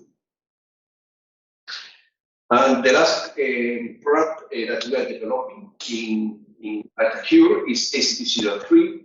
In this case, the target is a very well-known proteins called metalloproteinases, specifically the isoforms 9 and 2. And these are very well-known proteins because these are in charge of remodeling the microenvironment, the extracellular matrix, and also have significant activities in the regulation of synapses and the circuits on the connection of the neural networks. And for the reason, it has been shown that during brain damage, especially during inflammation, the expression, especially of MMP9, MMP2, is significantly increased, and this allowed the opening of the blood-brain barrier, the modification of the extracellular matrix, the microenvironment of the neurons. At the beginning, this could be beneficial, but in the long term, it's deleterious. And for this reason, preventing this chronic activation of MMP9 is being pursued as a neuroprotective approach. Specifically, we are developing ACT03 for the treatment of epilepsy. What's happening in epilepsy is that the overactivation of neurons alter the blood-brain barrier, reduce neuroinflammation, also induce changes in the microenvironment, and most of these processes are mediated by the overexpression of MMP9. MMP9 is significantly increased in the brain of patients with the status epilepticus, and for the reason, blocking this overactivation might decrease the remodeling of the brain and the process called epileptogenesis, which is the creation of circuits induced by epilepsy that promotes further the presence of more severe seizures. ACT03 is again a small chemical that blocks MMP9 and 2. It's highly specific, and this is very important because this is a big family of proteins that are present in many tissues, and for the reason specificity is critical in order to avoid adverse events. The second thing is that we have developed this compound in order to ensure that it's able to cross the blood-brain barrier and achieve high levels in the central nervous system. The results have been recently published in the Journal Clinical Investigation, and we have observed that ACT03 is able to decrease the number and the intensity of the seizures in the animal model of status epilepticus. In this case, we inject this compound, the glycinic acid, that activate the glutamate receptors, and this create a massive neuronal discharge, which produce the status epilepticus. And this beneficial effect in decreasing the seizure activity, but also this epileptogenic process, translate to the phenotype, to the disability. And as you can see here, we have cognitive studies in this animal model after having suffered epilepticus for a while, and animals have a better cognitive performance after that. At the tissue level, we also have found that animals treated with ACT03 have a decreased neuroinflammatory process, meaning as well as a decreased expression of MMP9 and a decrease on the pro-inflammatory microglia phenotype. All of these supporting this role of ACT03 in inhibiting MMP9 and decreasing the tissue remodeling that's happening in epilepsy. Here you can see in chronic therapy in the long term that ACT03 is able to decrease the activity of the status epilepticus in terms of number of seizures, especially, and seizure duration. And again, in the long term, it shows beneficial effect on cognitive performance. Then, what is the envisioned role of ACT03 for epilepsy? As you know, current therapies for epilepsy, current drugs, are mainly working at the ion channel level, meaning they stop the discharge of the neurons, and for the reason they block tissues, but they are unable to prevent these chronic changes on the tissue, this remodeling of the tissue. ACT03 is proposed as a combination therapy with the standard of care with these anti-seizure drugs in order to stop the epileptogenic process and decrease and stop all these changes that happen, and by this way, being able to decrease this long-term disability in patients with epilepsy. Then, this is the overall portfolio that we are developing as acute therapeutics. We have ACT01, which is a neuroprotective drug in order to promote neural survival and repair. We are developing for multiple sclerosis, but at the first step, we are testing in a specific relapse of multiple sclerosis, which is optic neuritis. Acute optic neuritis is by itself is a rare disease that is a common relapse of MS. And now this drug has already moved to phase 2 trial, meaning the drug is now being tested in clinical trials for in patients with acute optic neuritis, and if positive, will move to phase 3 trials in multiple sclerosis. The second drug, ST02, is intended to decrease the damage produced by alpha-synuclein and other processes present in Parkinson's disease, and by this way, delaying disability accumulation in these patients. And finally, ST03, by this role on preventing tissue remodeling, have these anti-epileptogenic effects, and we are developing as a combination therapy, adjunctive therapy for status epilepticus. Then, in summary, the new insights from neurobiology, neuroimaging, have provided us new targets for developing new neuroprotective therapies that will benefit patients suffering brain diseases. And now, I would like to say that this is the right time to pursue this approach for different reasons. First, we can treat acute or chronic diseases. And showing to you, we can treat relapses or seizures, which are acute events, and decrease disability, but also chronic diseases like chronic multiple sclerosis or Parkinson's disease. The neuroprotective approach always is being pursued as a combination therapy on top of standard of care, meaning in the case of MS, will be a combination therapy with immunomodulatory drugs. In the case of Parkinson's disease, will be a combination therapy with dopamine, all the drugs being used for Parkinson's disease. And in the case of epilepsy is going to be used as a combination therapy with anti-seizure drugs. The second important thing is the availability of biomarkers, which is critical in order to select the right dose therapeutic regimen.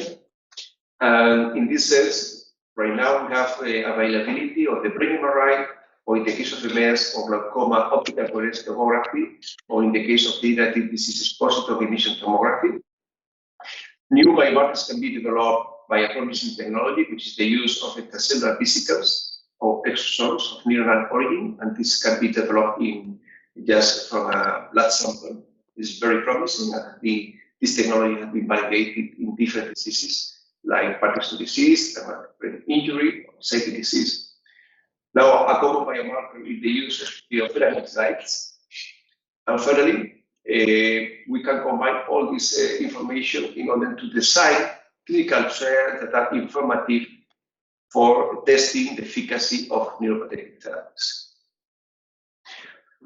Thank you very much.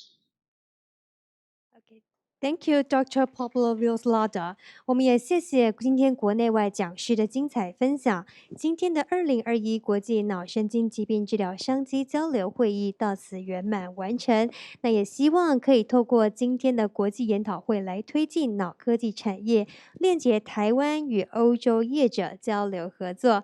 Thanks to all the speakers for the outstanding sharing. Thanks to all of you for joining this event. We are looking forward to not only boosting the development of brain science industry, but also building more cooperation between Taiwan and Europe in the near future. Hope you enjoyed this symposium today. Have a nice day and goodbye. Thank you.